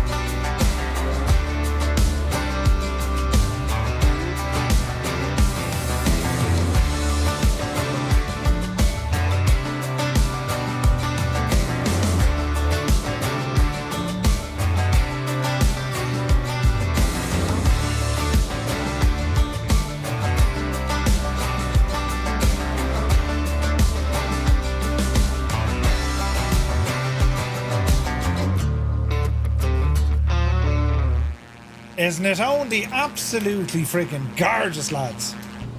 Right, so we are cruising along here very, very nicely. Temperatures and pressure is good. We're pushing it hard, but let me see. Oil temperature is good, pressure is good. We're working away on the fuel. What have we got here? Fuel flow is off the friggin' chart, but it's grand. I've no VOR, whatchamacallit, coming in yet. So we'll have to wait and see how that goes. Let's have a gawk here now. Man, the weather is savage, isn't it? Tis scorching in my room, says Patrick, right? Better Whiskey says, I'm very glad I found the Comanche when I was learning the sim. It's always teaching me something new. That's the thing, like. I'm the same, like, it's... Anytime I fly the Comanche, you learn something new about the Comanche and you learn something new about the sim, be it with your, you know, VOR navigation, ADF. Cam VOR range is about 60 miles. Okay.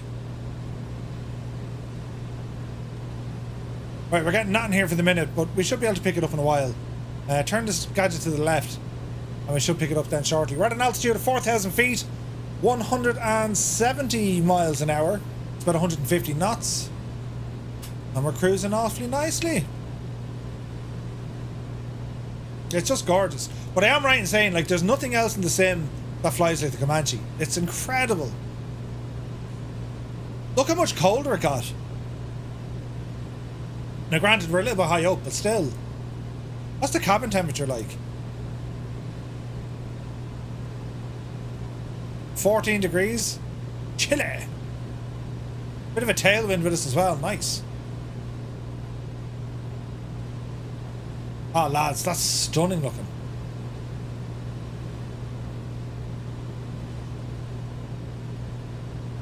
Get a bit of VATSIM going now, you'd be laughing.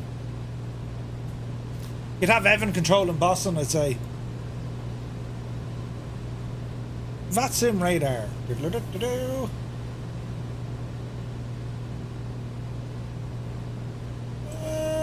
There's actually a bit of Boston on.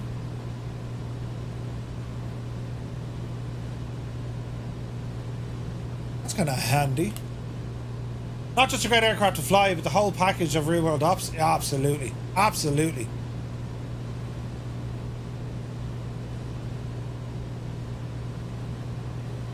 Muse is doing well, hanging around 1,700 feet, below the clouds. There was a fight in my local takeaway. A sausage got battered. Is the engine still semi-shagged? There's definitely a problem with the oil pressure, or the oil pump, but like, we're grand. It doesn't like full power, full mixture. It's coughing and spluttering. Like, if you have a look at the engine visualizer here.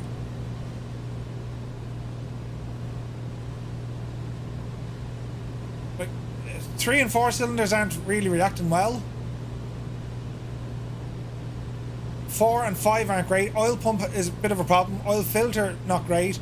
We're lowish on oil as well. If we want to kind of accelerate a bit of pain here, bring that RPM right up, right? So, give it the beans. So we're pushing the engine, right? It's running too rich. Oh yeah, way too rich. But let's see what we can do. We can lean this as well, but that's just going to kill the power. Easy. Wow, look at the RPM skyrocket. That's how you break an engine.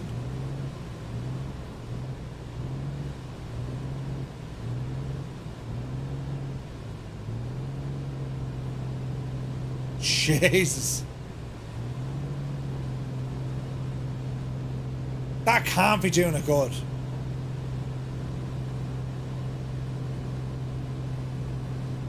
Let me see. Maintenance, airframe, engine. Here we go. Wear rate. 5 times the amount of wear and tear in the aircraft. How's that for the crack?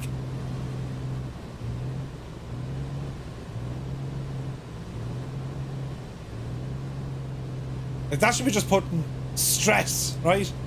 Lean to detonate.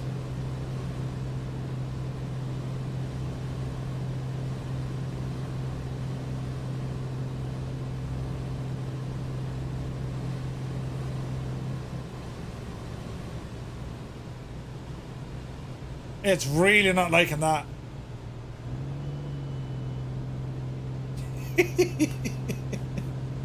You're going to shag the thing. Totally fine. See how much oil we can use up as well. Muse fan just received an email saying his Pimax is finally shipped. Brilliant news, Muse. Hey, that rhymed. That's how you break an engine. Proceeds to keep doing it. Hangar Studios, good to see it. The aircraft thinks it's a Skoda. Well, we're going to see. We've increased the wear rate. So let's see what happens. They've done studies, you know. 60% of the time, it works every time. Let's increase the chances of having an owl failure there, will we? We're 10 times more likely to have a failure.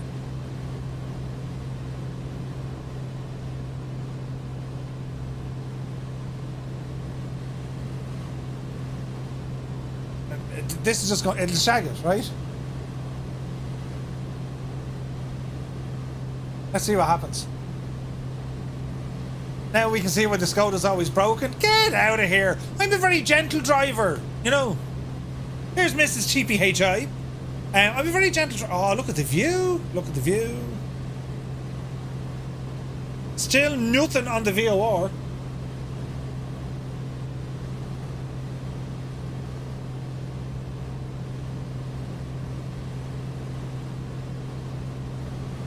You see the dials moving with the fuel? It's simulating the swish and the swash of the fuel in the tanks. It's amazing.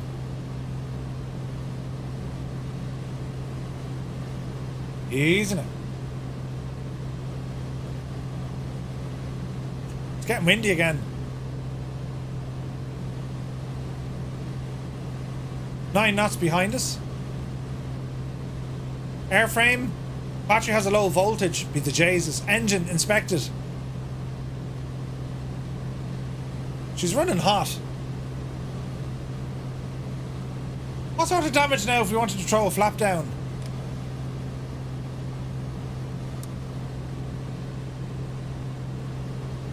Try Albany VOR 115.3.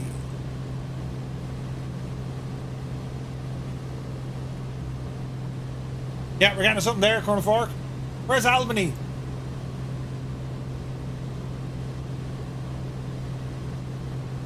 Oh, it's the next one over? Gotcha.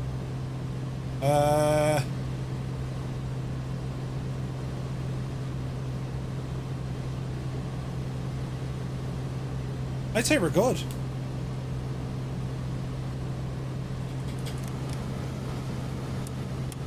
That Anchorman quote reminds me, we're getting old, Murph. I used that quote at work speaking to a group of the younglings. They haven't seen the movie. Do not disrespect the lore. Brilliant. 60% of the time. And they're looking at you go, huh? I love it. Good to see you, Hammy. How are you, man? Chikiba Tom says, evening, everyone. Just home from a nightmare day at work. Won't be flying with you tonight. Some nice, relaxing Euro truck sim. Ooh, nice. All right, let's see what we're doing here.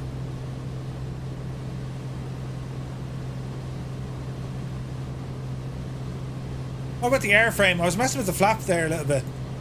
No, still grand. I'm looking forward to the challenge, right? Hey, McLovin is here. Good to see you. Happy Friday, man.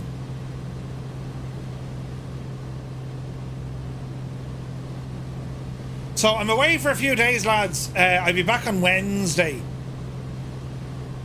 So we've no stream on Monday or Tuesday, unfortunately. But you're looking.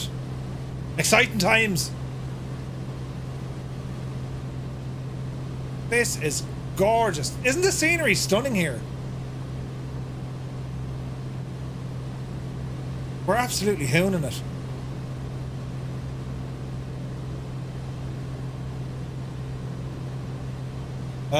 We've runway 19 or 01. Now, depending on the wind, what are you, 4V8? Deerfield Valley Regional Airport. Closest weather is winds 150 at 11. Runway 19 for the wind. So that's going to be over the far side of the airport, methinks. Tired, very long day at the coalface, standing in a field behind a railway line and canal. Oh, Jesus. I've had a busy week of work, like the brain is fried. But look, it is fantastic to be here. At least we made it to Iceland with the trucking, yes. When we get back, we're going to do some driving there. Cannot wait to explore the place. 98 Vulcan, good to see you, man. You're very welcome in. This old beaver drinks a lot of fuel. The beaver, thirsty machine. Although we're pushing the Comanche here, like, outside of its comfort zone.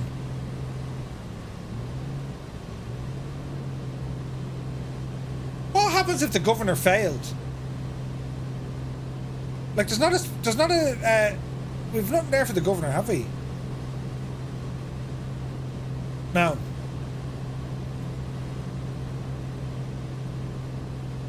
Full RPM and not leaned. Yeah. You'll have to change your tyres with the snowy roads. I'll have to give it a shot, yeah. One of us got covered in blood and the other stood in poo. Jesus, Hammy, that was an interesting day in the office. Now we need to get to Greenland, specifically Nuke. Is Greenland in it? I didn't know Greenland was in it, lads. So what are your planations for the weekend? Flyage? Ollie's flying tomorrow.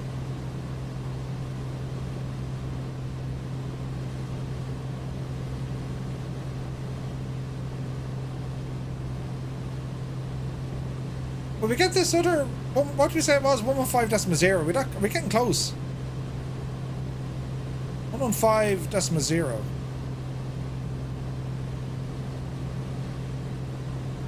Still nothing. Trying not to hurt all over. Ah, Jesus. Didn't think Greenland was in it. Yeah, I don't think so. Flyage, beerage and restage for Rambog. Locus, 100 years of local airport. P51 will be there. Oh, nice. Sterling says a nice GA route up here in Beverly up to I-95 Portland. Dreamy, sleepy, nighty, snoozy, snooze. Jesus, Exos, that scared the crap out of me. Gotta watch Ireland versus England tomorrow. Football or rugby? Football, I'd say, is it? Two dogs is finding Mooney in real life. Ooh, nice. Eagle Castle will be relaxing at home. Sunday football. Ooh. Football? Where are they playing that one? Is it in the Aviva?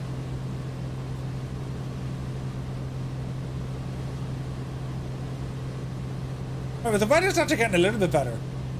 5 o'clock tomorrow in the Aviva. Ooh, nice.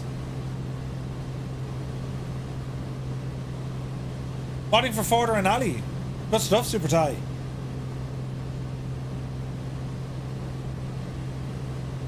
I couldn't tell you the last... I don't even know who plays on the Irish soccer team. Are they any use? That new aircraft from Flight Sim is due out soon as well. That could be fun. I don't know when it's out, mind you, but it looks it looks lovely.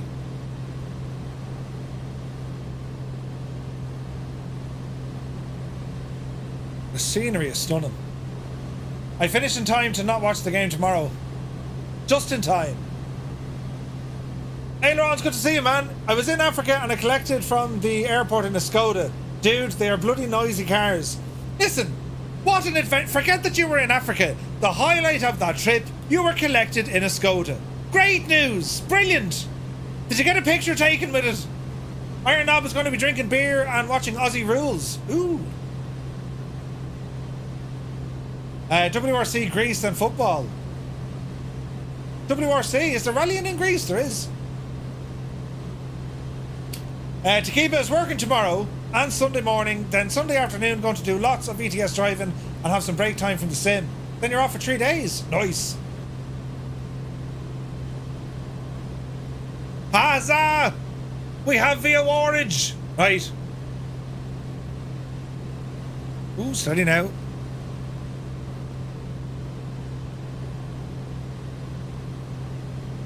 Lefty. Little bit. Cambridge. Dash, dash, oh no, dash, dot, dash, dot.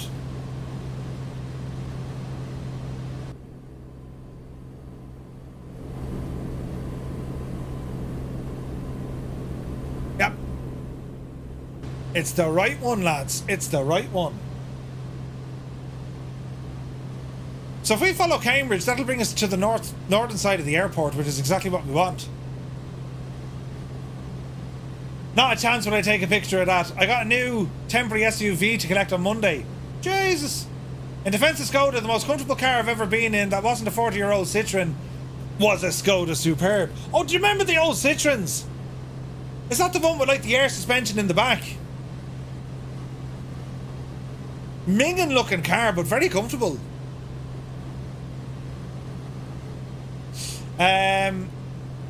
Right. The airport is over here somewhere. Or could be over there somewhere. Ah, the Sabs were great, weren't they? The old Saab 9.5. There's still a few of them driving around. Gregor's going to be barbecuing and disc golfing. We need to try this phenomenon of disc golfing. Frisbee golf. Man alive, this is stunning. The change in weather, like it's quite warmer up here as well. The Sabs are immortal. Oh, they're great, aren't they?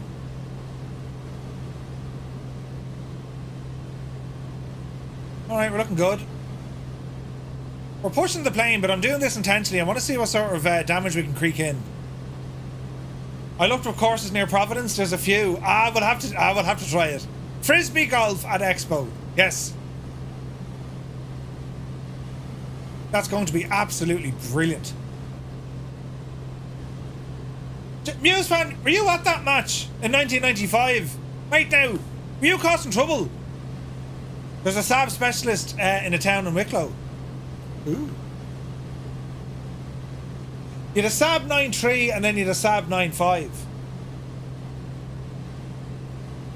You had a 9.3 a V6 turbo. Jesus. I remember the dashboard of them. They were like a friggin' aircraft. You're only 17. Jesus. When I was 17, the stadium was crashed and trashed. Yeah, that would have been scary as hell, man. Jesus. I remember seeing it on the TV. It was just like, what the actual... Paul Ince was there, wasn't he? Back in the day. Johnny Aldridge and all them. They have a night out button. Ooh. Night out button. Right, distance 2. We're 29 miles from whatchamacallit? Cambridge. So I'd say we're within 4 miles or 5 miles of our next stop. David Plateau, yeah. Aldridge was still, was and still is a legend. I remember, like, football back then, like, you know, Jesus. Like, I was big into football back then. Murphy, what's your emergency plan if the engine were to fail here? Well, as a real world pilot, which I'm not, you'd be looking for possible places to land. So you'd be saying, right, just feels here, yeah? And you'd be looking for your best glide ratio. But if your engine failed, you're in all sorts of trouble.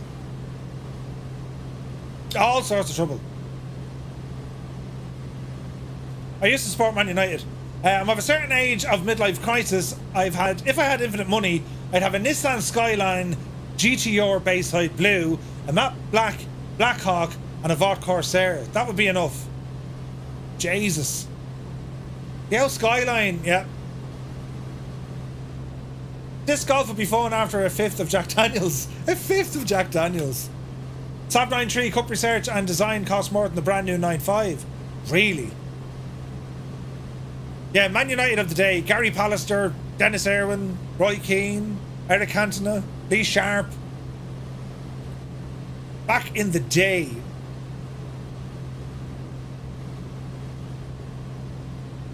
That looks like an airport over there. Or maybe it's over there. Or maybe it's over there. It's over there, look. Found the airport! Don't panic now, lads! Right, so we're going to autopilot this off. And because I'm hand flying this, there could be danger. Could be Ole Gunnar Solskjaer.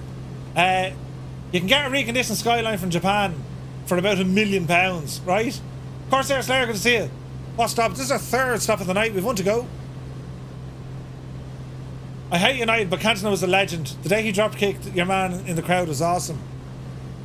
He got the ban after that, didn't he? Right, we're going to hand fly this machine in. At Desert Airport. Hopefully we won't break the plane now, right? Pop full, mixture full. Power coming back. Dip at the nose. And I'm going to be rough intentionally, right? Try to notch the flaps at this speed. Let's see what happens.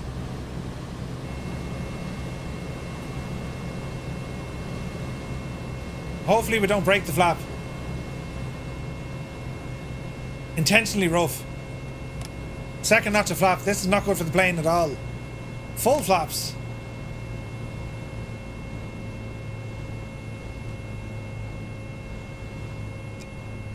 Gear coming down. Oh, behave. Rough it. Ah, yeah. Great feckin' way to bring the stream down, lads, yeah? Oh, Jesus. Easy. I don't think this is causing any damage. Flight in sideways there. With speed and power. Jesus. Intentionally rough. For feck's sake. There's a tree at the end of the runway. Wait, hang on. There's a tree at the start of the runway. What are we doing? We're trying to see what sort of damage we can put on the aircraft with things increased. Just, do you know what I mean? Give us a bit of a challenge. And I'm going to try and do a shock and rough landing. Shock and rough. Find the tree though. This could make things very difficult. Jesus. Right. Plant it. Plant it. Plant it. Jesus. 304. Mother of Jesus, I didn't like that. Easy. Stall it. Dreamy, sleepy, nighty, snoozy, snooze. That was as rough as you're gonna get, right? And the flaps in.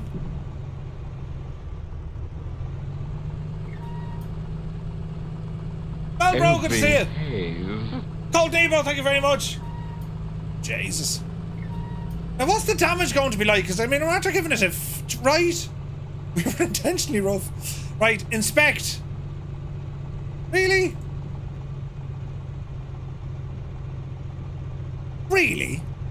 Nothing with the brakes?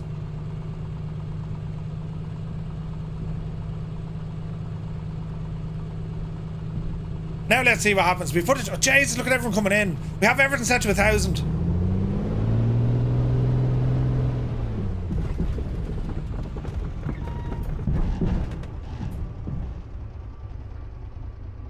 Do something with the tires. On you, devil.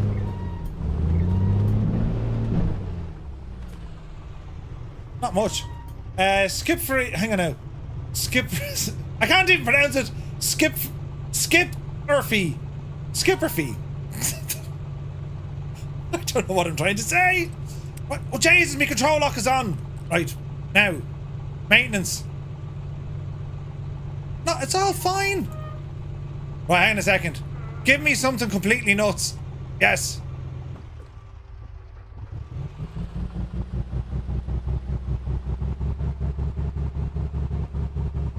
Now you're talking.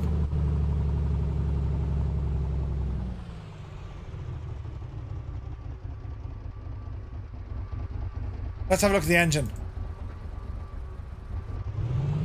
The mag is kind of half shagged. What about the frame? Nah, give us more than that. Auction, give us a worse one. Brake is shagged, flap is shagged, engine.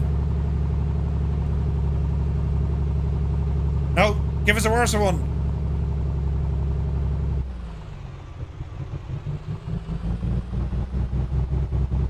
Give us a worse one. Oh, the engine sounds bad in this. Crankshaft.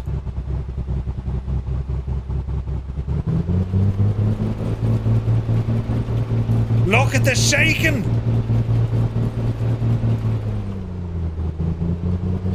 Yeah, let's go with this one, lads.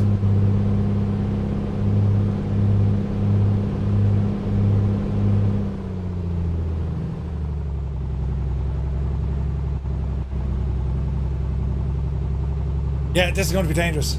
What airport is this one? 4 Victor 8.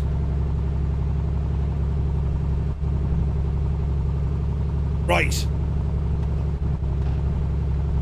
Be rough with everything on this now.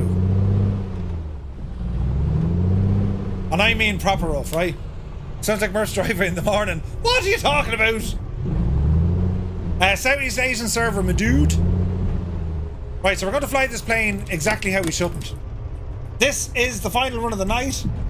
We're bringing it back to A2A's hangar in Simsbury. So the plan is... I've lost the engine.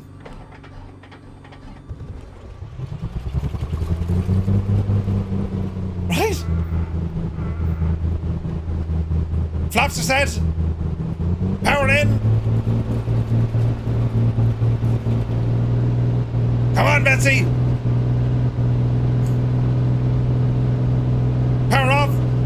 takes off. Let's see what happens now.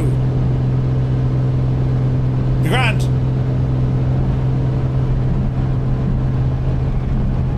Keep it on the ground. Burn the shite out of the tires. Come on, you devil. Jesus, we're airborne. Holy crap. Gear up.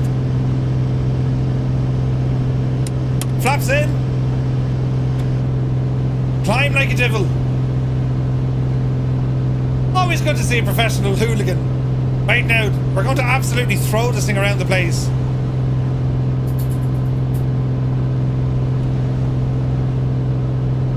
Failures are set to 1,000, full wear and tear. Let's see what we can do here, right? Do not try this at home. The stunts you are about to see are what was the word from Jackass? The stunts you're about to see are done by highly trained professionals and idiots. Right. For your safety and the safety of others, don't try this at home. Left mag. Right mag. Oh, mags. I can't engage the starter. Coming up on 3,000 feet. Should have only... Oh yeah, hang on. Take some oil out of the engine as well.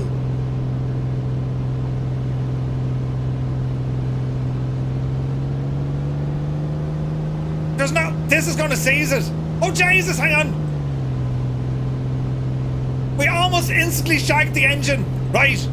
120. We're still climbing. Bloody hell, I'm after breaking it. Keep climbing. You're up there now, Betsy. What if we put too much? Big Jesus. Hang on. We'll put too much oil in it. Yep. No, just mind that. No oil. She's over revving. Damage, damage, damage.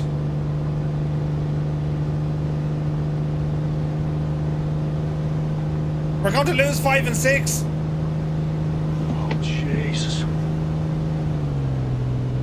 Right, get some oil back in there. Crankshaft is nearly shagged completely. Right, the airframe. Are we ready, friends? Put the nose down. Oh, beat the Jesus. Speed is getting savage.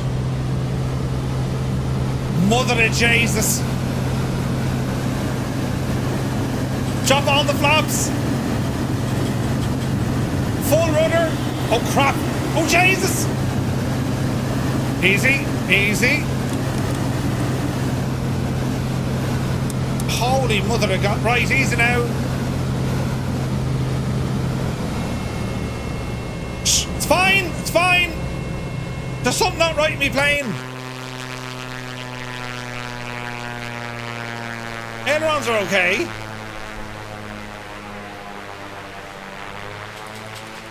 I broke the flaps. The flaps no longer work. Oh, balls. Don't panic, lads. Oh, I broke the flaps. The flaps are gone. We didn't need them. This is testing the limitations of the airplane, right? What happens if we do a gear extension over speed? Could we break them? Easy now. Don't stall. Well, can we get a slip into the plane? Come back, good buddy. Jesus, something's after happening. If only your skid sounded like that. Oh, holy crap on a stick. Recover, Murphy. Jesus. Drop the gear down.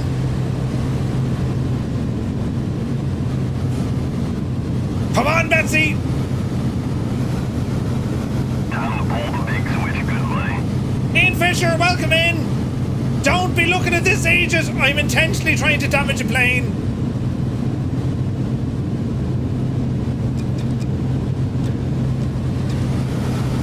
Jesus. We're upside down. How do you know? The shite's coming out of me collar. Uh-oh. Dreamy, sleepy, nighty, snoozy, snooze. Christ. Shh, shh. Right. Whoa now. All is well. What would Lewis think of this? He wouldn't be happy. Okay. What condition is me playing at now after doing all that jiggery pokery? Inspect the airframe. Just the flaps are shagged. Inspect the engine. Many things are shagged. Okay. It's totally fine. Lewis would have left 30 minutes ago, right? The whole point is to see that there is consequence. You know what I mean? I'm surprised we're not getting any structural damage though. Run the EGT to the max.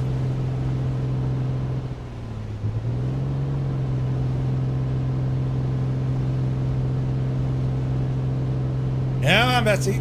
Up you go. This is going to make things terribly hot. Terribly hot, right? Observes that the pilot previously worked at a carnival running a mind eraser. Sure, listen.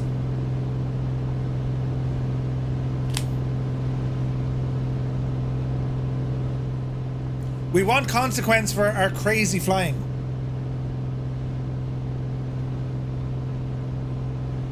And like extreme movements.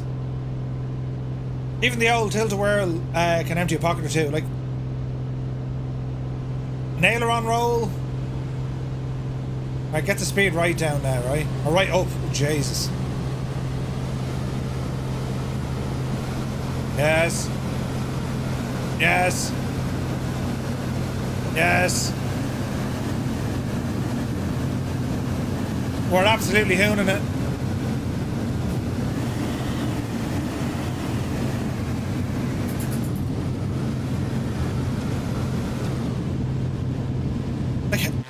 There's no way it should survive that with a rudder.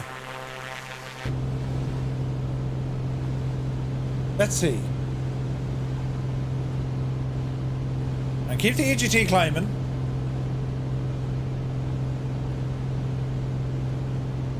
It's still grand, look. It's only the flaps. The engine's really not happy about life.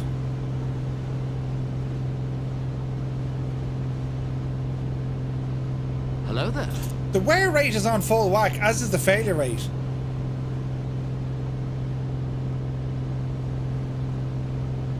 Let's see what happens, right? Look, Neely, good to see you. Where is everyone? I guess they're over there. Jesus. Has anyone else caused a problem to their aircraft?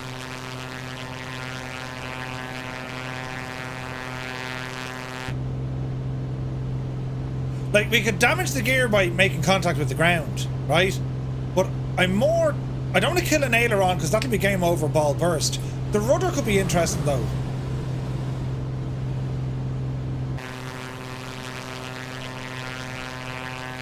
Now you might be saying, why are you trying to destroy a beautiful plane? Well, we're not.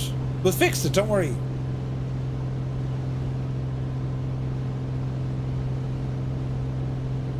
EGT doesn't seem to want to get hotter.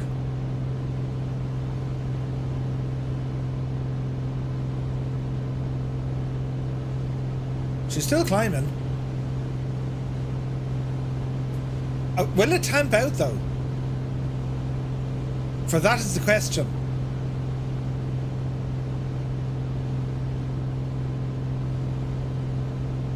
Okay.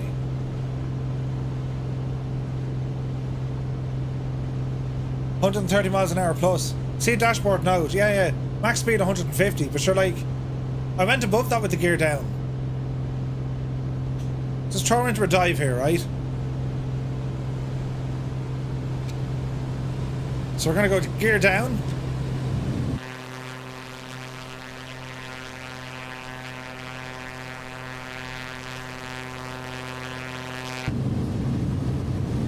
$180. 200 miles an hour.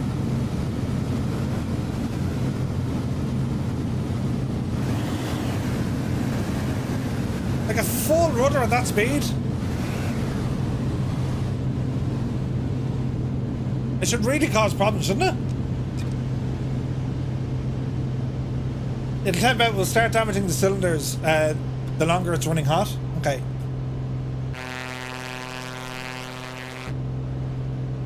Right.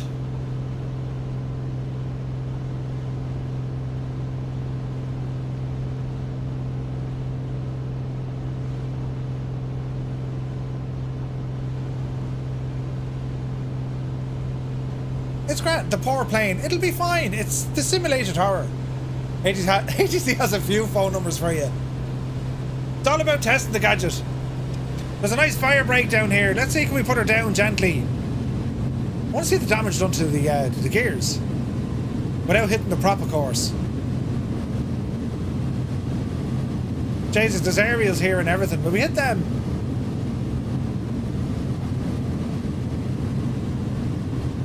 I hope not. I hope not. I hope not. I hope not. Oh Jesus, be careful, hit them. Right now, oh Jesus, easy. 982. That should, oh Jesus. That should, Jesus. That should have killed, oh Jesus. That should have killed it. They're still there anyway. 982, lads.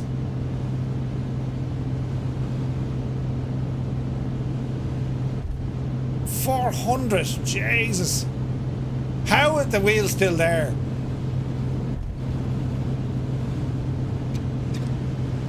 They're still working anyway.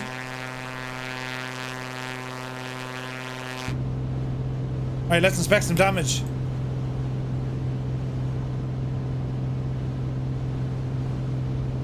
Okay, the brake is shagged, the battery's low, but the gear is fine.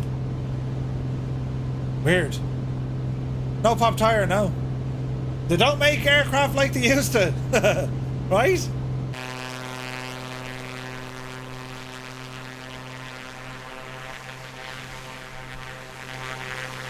Like, okay, we've damaged the aircraft. The flaps are completely shagged. Hello there. Dirty Diggs, good to see you. Like, the flaps are gone. We know that. The battery's going to... Like, the battery's under savage pressure. And the alternator or a generator. What have we got? Landing gear motor. So we're gonna kill that. We're gonna kill the generator, which means that our battery is just gonna wither and die here now in a second, right? So if we need to use the emergency gear, we'll be pumping on like that, like a devil.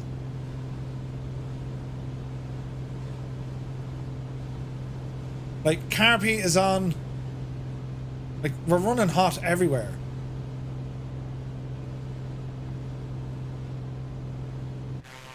Let's just make sure the gear doesn't work. Yeah, the gear's gone. Alright. And our generator is gone as well, so let's see what happens now with the battery, right? So, electrical system. Battery's running out really quick. How else can we increase the run of that battery? All of the electrical stuff is on. A defroster. Is that a heating element? I think it is. So we're down to like 11 volts.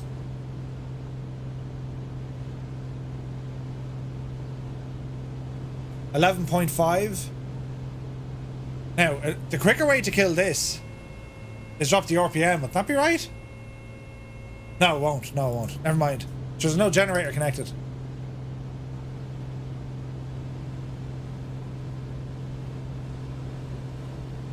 So very soon, like, well, do you know what we could do? Get a bit of altitude and we'll attempt a dead stick landing.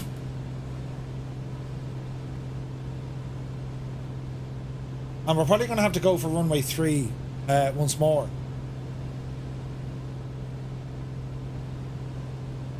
Interesting. It's a great plane though. I love the fact that you can do all this stuff. Now granted, I'm taking the Dennis Hickey out of this. You'd never be in a position where, you know, but the battery's almost gone, look. You'd never be in a position where you do this to the real aircraft. The battery's gone, look. Look at that. We're losing total battery. Can't power the avionics. Soon we're going to lose nav and then our light gone. Oh, Jesus! Brilliant. What about a backup for the... We've lost everything. Transponder, you name it. Jesus. Right. The gyro's still working. Just thinking the other day, I wonder if any Flight Sim creators are recreating the Uruguayan rugby team situation. Oh, Jesus. I swear, every time you take the plane up, you're trying to murder it. But it's for the learning element, you know. Volanta somehow recorded an 1,100 feet landing. Oh, Jesus. My Volanta? Jesus. We're running things hot, but now we can't really see what's happening anymore.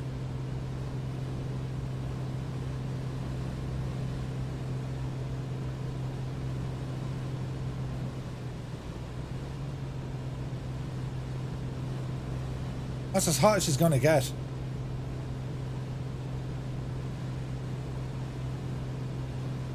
Continue on. I wonder, can we fail the gyro, no?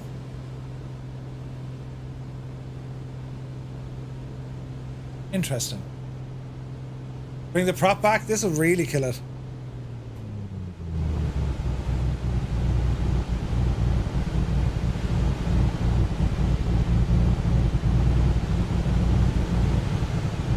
I say the pressure on the cylinders now is just holy crap.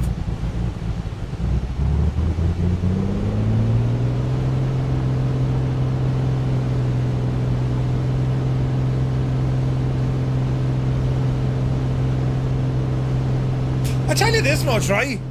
Like, if anything, this is showing you ways to, like, break the plane.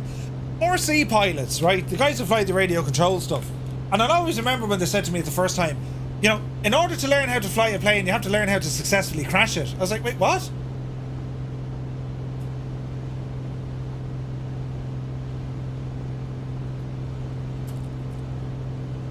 Lads, I need to get finished very soon. I started early to get finished and now I'm still flying. Balls!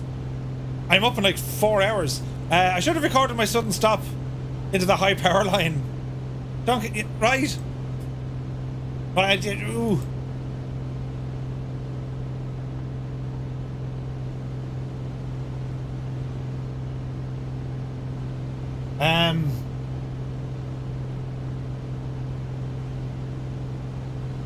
All is well in the round. It's Good Friday. It's I'm under savage pressure. I need to get finished now in a minute. Let's see what we can do. I'm giving it all she has in terms of power. Can we squeeze more out of it? Like, I need maximum speed here. How... This engine is no longer strong enough to push us on exactly where we want to go.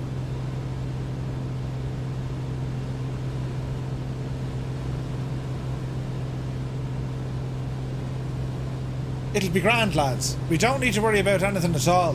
No, it's totally fine. Still sounds good, though.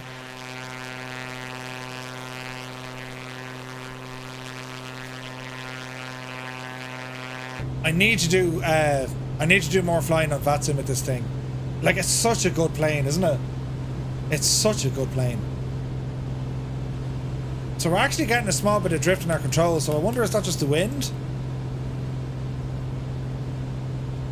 The battery's still not completely dead. That's weird.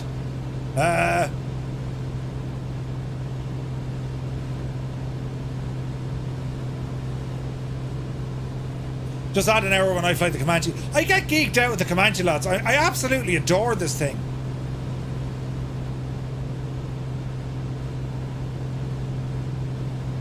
I love the Comanche. I love to get all technical and geeky with it because it's just incredible. I love it. I'm doing Minneapolis to JFK on VATSIM in an hour. Oh, come on, Dougal! You should try the London VFR transition. Ah, what?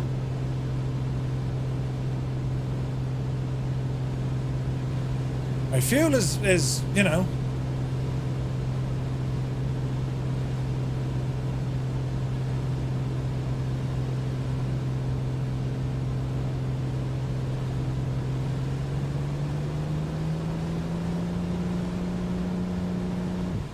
Oh, Jesus. That's it. We've killed it. We've killed it. Balls! Don't panic. Right, don't panic. We're still too far away. Will the engine come back alive? You've no electrical power, you muppet. Right. Feather the prop? No. Christ, we're going to need power. Recharge the battery. It immediately died.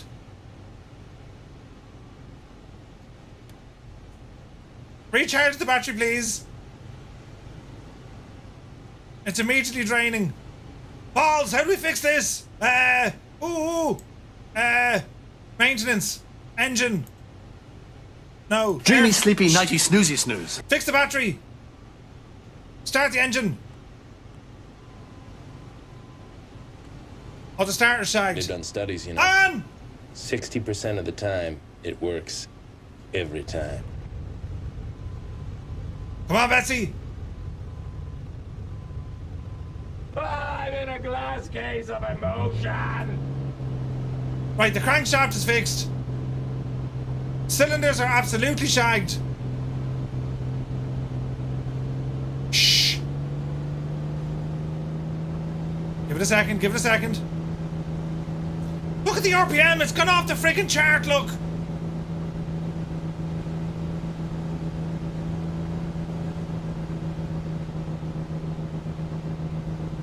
That is nuts. Mags are failing, everything's failing.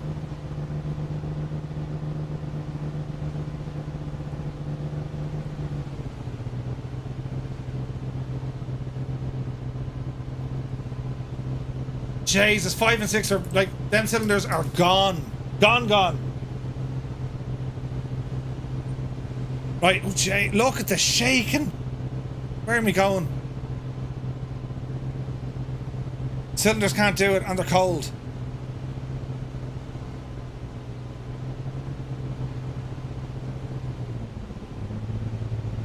Yeah, engine is proper sick on this. It's not enjoying its life. Look at the shaking. Oil is overrated. Put in a bit of, yeah, right. Jesus, look at the shaking. Everything is shaking like mad. Brilliant.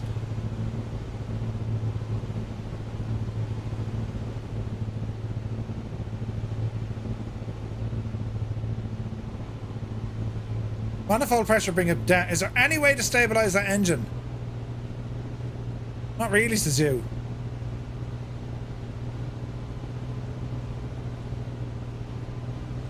Science Muse fan, I use science. We couldn't end the flight just like crashing into the field. Jesus, imagine dealing with this in the air. And like, look at the hardship you have with a single engine. I mean, if it goes, you're gone. You're finished, like. I need to land in the cargo bay. Yeah, she ain't liking life at all.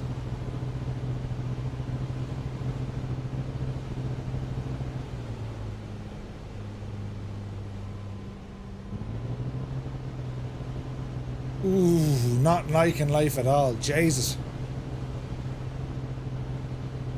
Right, we're nearly there. Nearly there.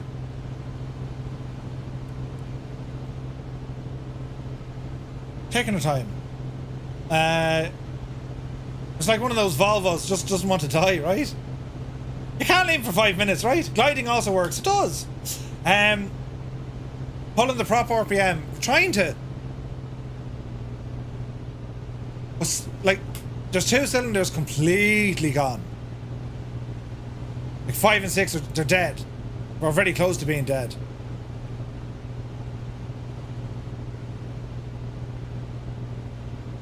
Will we be grand?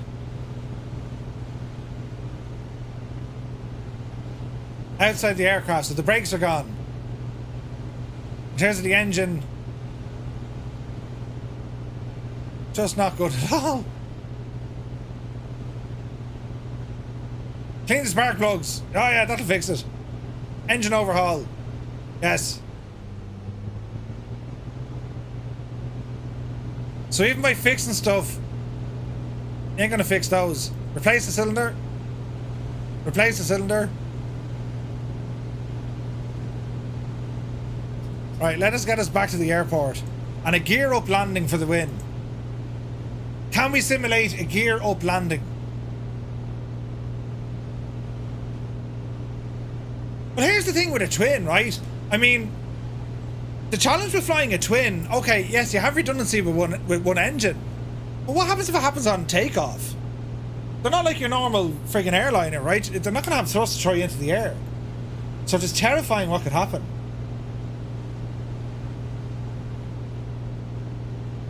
I have to immediately get back to the airport. I'm dead late. Jesus.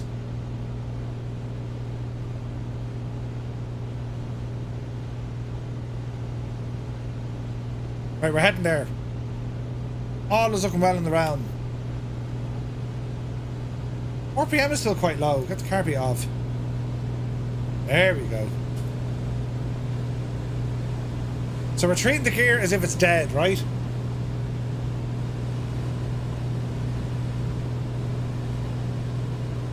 The Nokia of planes, yeah. Built like a friggin' tank.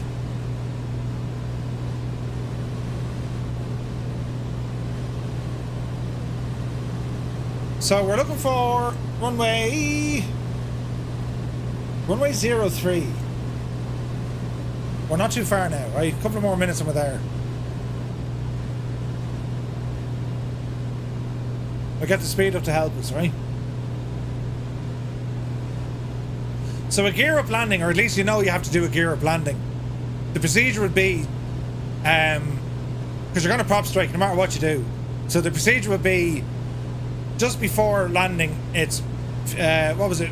Is it fuel off, mags off, or mags off, fuel? Was it mags off and then fuel, or was it fuel? I think it's fuel first. Hang on.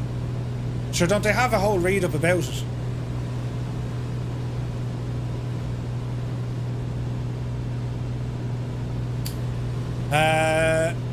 Landing gear extension, spin recovery.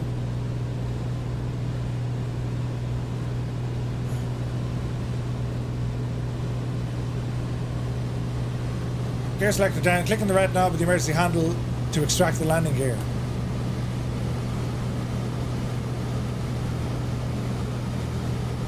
Power off landing. Emergency landing, flaps down, throttle closed, mixture cut off. Unlatch the door. Look at that, you unlatch the door ready to go. That's kind of awesome, isn't it?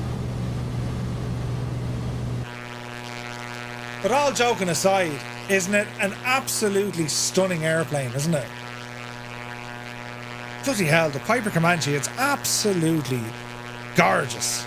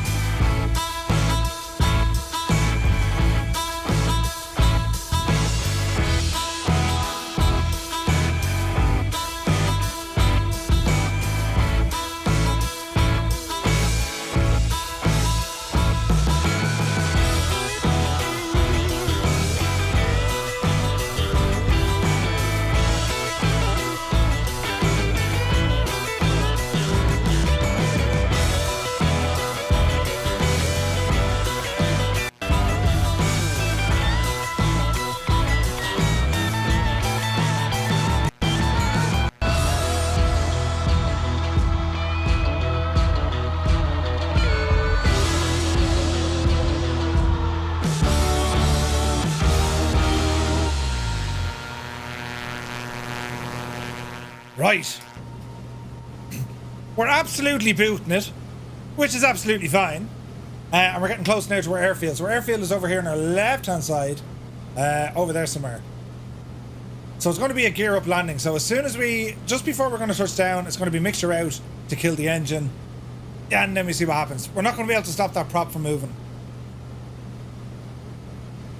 So let's see what we can do here. Airport's over there. Jesus. Jesus. Imagine having to do this in the real world. Could you imagine, lads?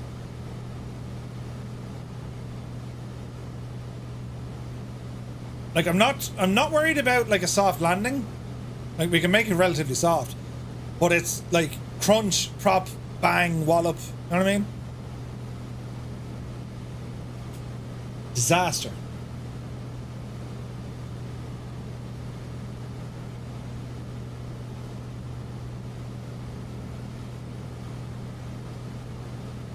Right. Easy now, Jemima. There's everyone down.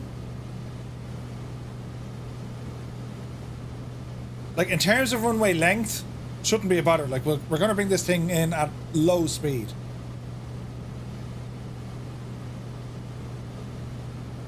Even though it mightn't look like that. We will go as slow as we can. And then I have to dash, lads. Like, I was supposed to finish an hour ago. Such a muppet. I can never get me timings right. Never trust me when I say, yeah, it'll take us this long to get there. Although then again, if you're shocked, I mean, you should know me by now, shouldn't you? Do you know?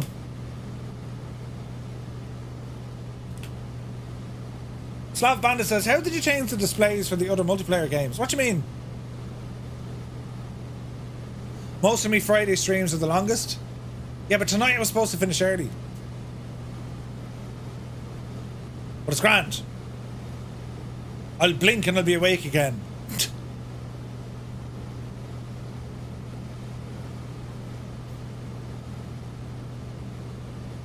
This is actually a very small airport to do this in, but sure, listen. There is everyone. Runway 09 is what I'm after. Hope your time away is for good and not bad. We'll miss it, really. The name tags, so you can actually toggle nameplates on and off. There's a setting inside the sim to do that. So just go into your controls and just type in nameplates. You have an option to turn them on or off. Right. Speed back.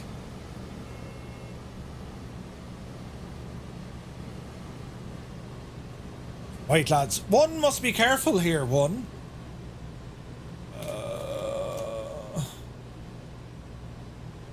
It'll be grand. It'll be grand. We're a little bit high. We're a little bit fast. The MI-17 got an update. Oh, did it? Nice. Yeah, it's a great chopper, but the recent flight model was a little bit nuts. They look different than yours. Oh, I'm using Flow Pro's name tags. You can customize them a little bit. Terrible landing for Muse. Don't worry, it'll be better than mine. Right, there's the field. Now, what we'll do, we're going to horse some flaps into it. Just to help us get the speed down, right? Or get the altitude down. Right, don't mind that. That's the gear shag, right?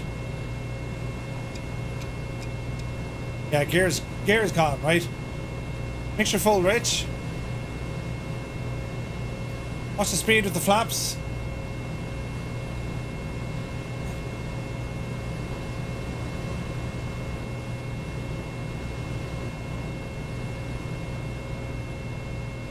I try a slip here. Bleed off that speed. Jesus.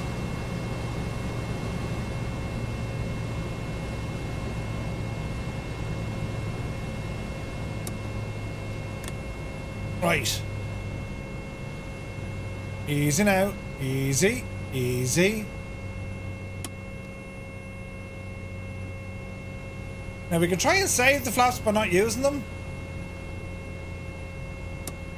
So we'll go flaps in. And we're just going to cruise it in, right? Easy now.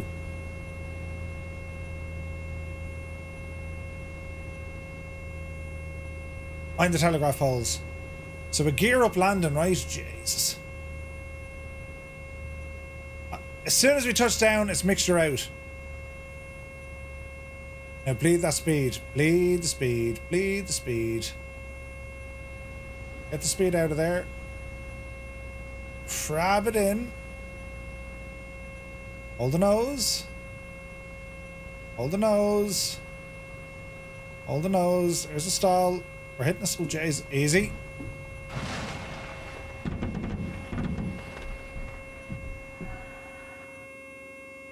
Well, like, I mean, we're alive, right? Bloody hell. We're alive. Oh, Jesus. Now, in saying that, right, I wonder what sort of damage we actually, you know, let's have a look, because we know the crankshaft is probably gone and the prop is gone. Maintenance. So the airframe, what did we, like, okay, the flaps are gone, brakes are shagged, propeller's completely gone. And then the engine, the crankshaft, just the crankshaft. Jesus. Cyrus, good to see you, man. So there we have it, and look at everyone lined up. Beautiful. So our beloved aircraft came in with a bang, but the good news is we can fix it. We can fix it. The landing rate wasn't terribly bad either, but it was all about as soon as you touch down, fuel out, and then mags off. Emergency procedures and whatnot. But yeah, you can't park here, yeah. Disaster. But it wasn't bad considering, right? If it was a dead stick as an engine out, you know what I mean? Shame about the plane. Yeah, absolutely. Right? But lads, listen, thank you all so very much indeed. I have to leg it. But thank you so much. I'll be back on Wednesday. Keep an eye on Discord over the weekend. Sure, you just wouldn't know what I get up to. So until then, lads, seriously, thank you all so very, very much indeed for joining me. To our team of mods who are here, we've Gibbo, Muse Fan, Old Veteran. Thank you all so very, very much. Everyone who joined us in on the flight, for the raids, for the support, the mad support, and for Hemmingbird's electricity. Well, thank you all so very, very much indeed. And we shall see you on the next one. Take care now. Good luck to you.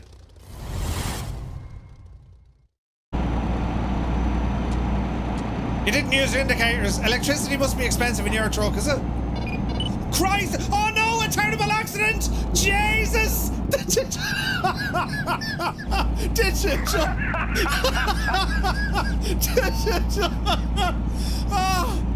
I nearly passed out at the laughter. Did you just see what happened? Jesus! That's aircraft, the XB-70 Valkyrie. Originally conceived in the late 1950s, like yourself, Gibbo, as a high-altitude Mach 3 bomber.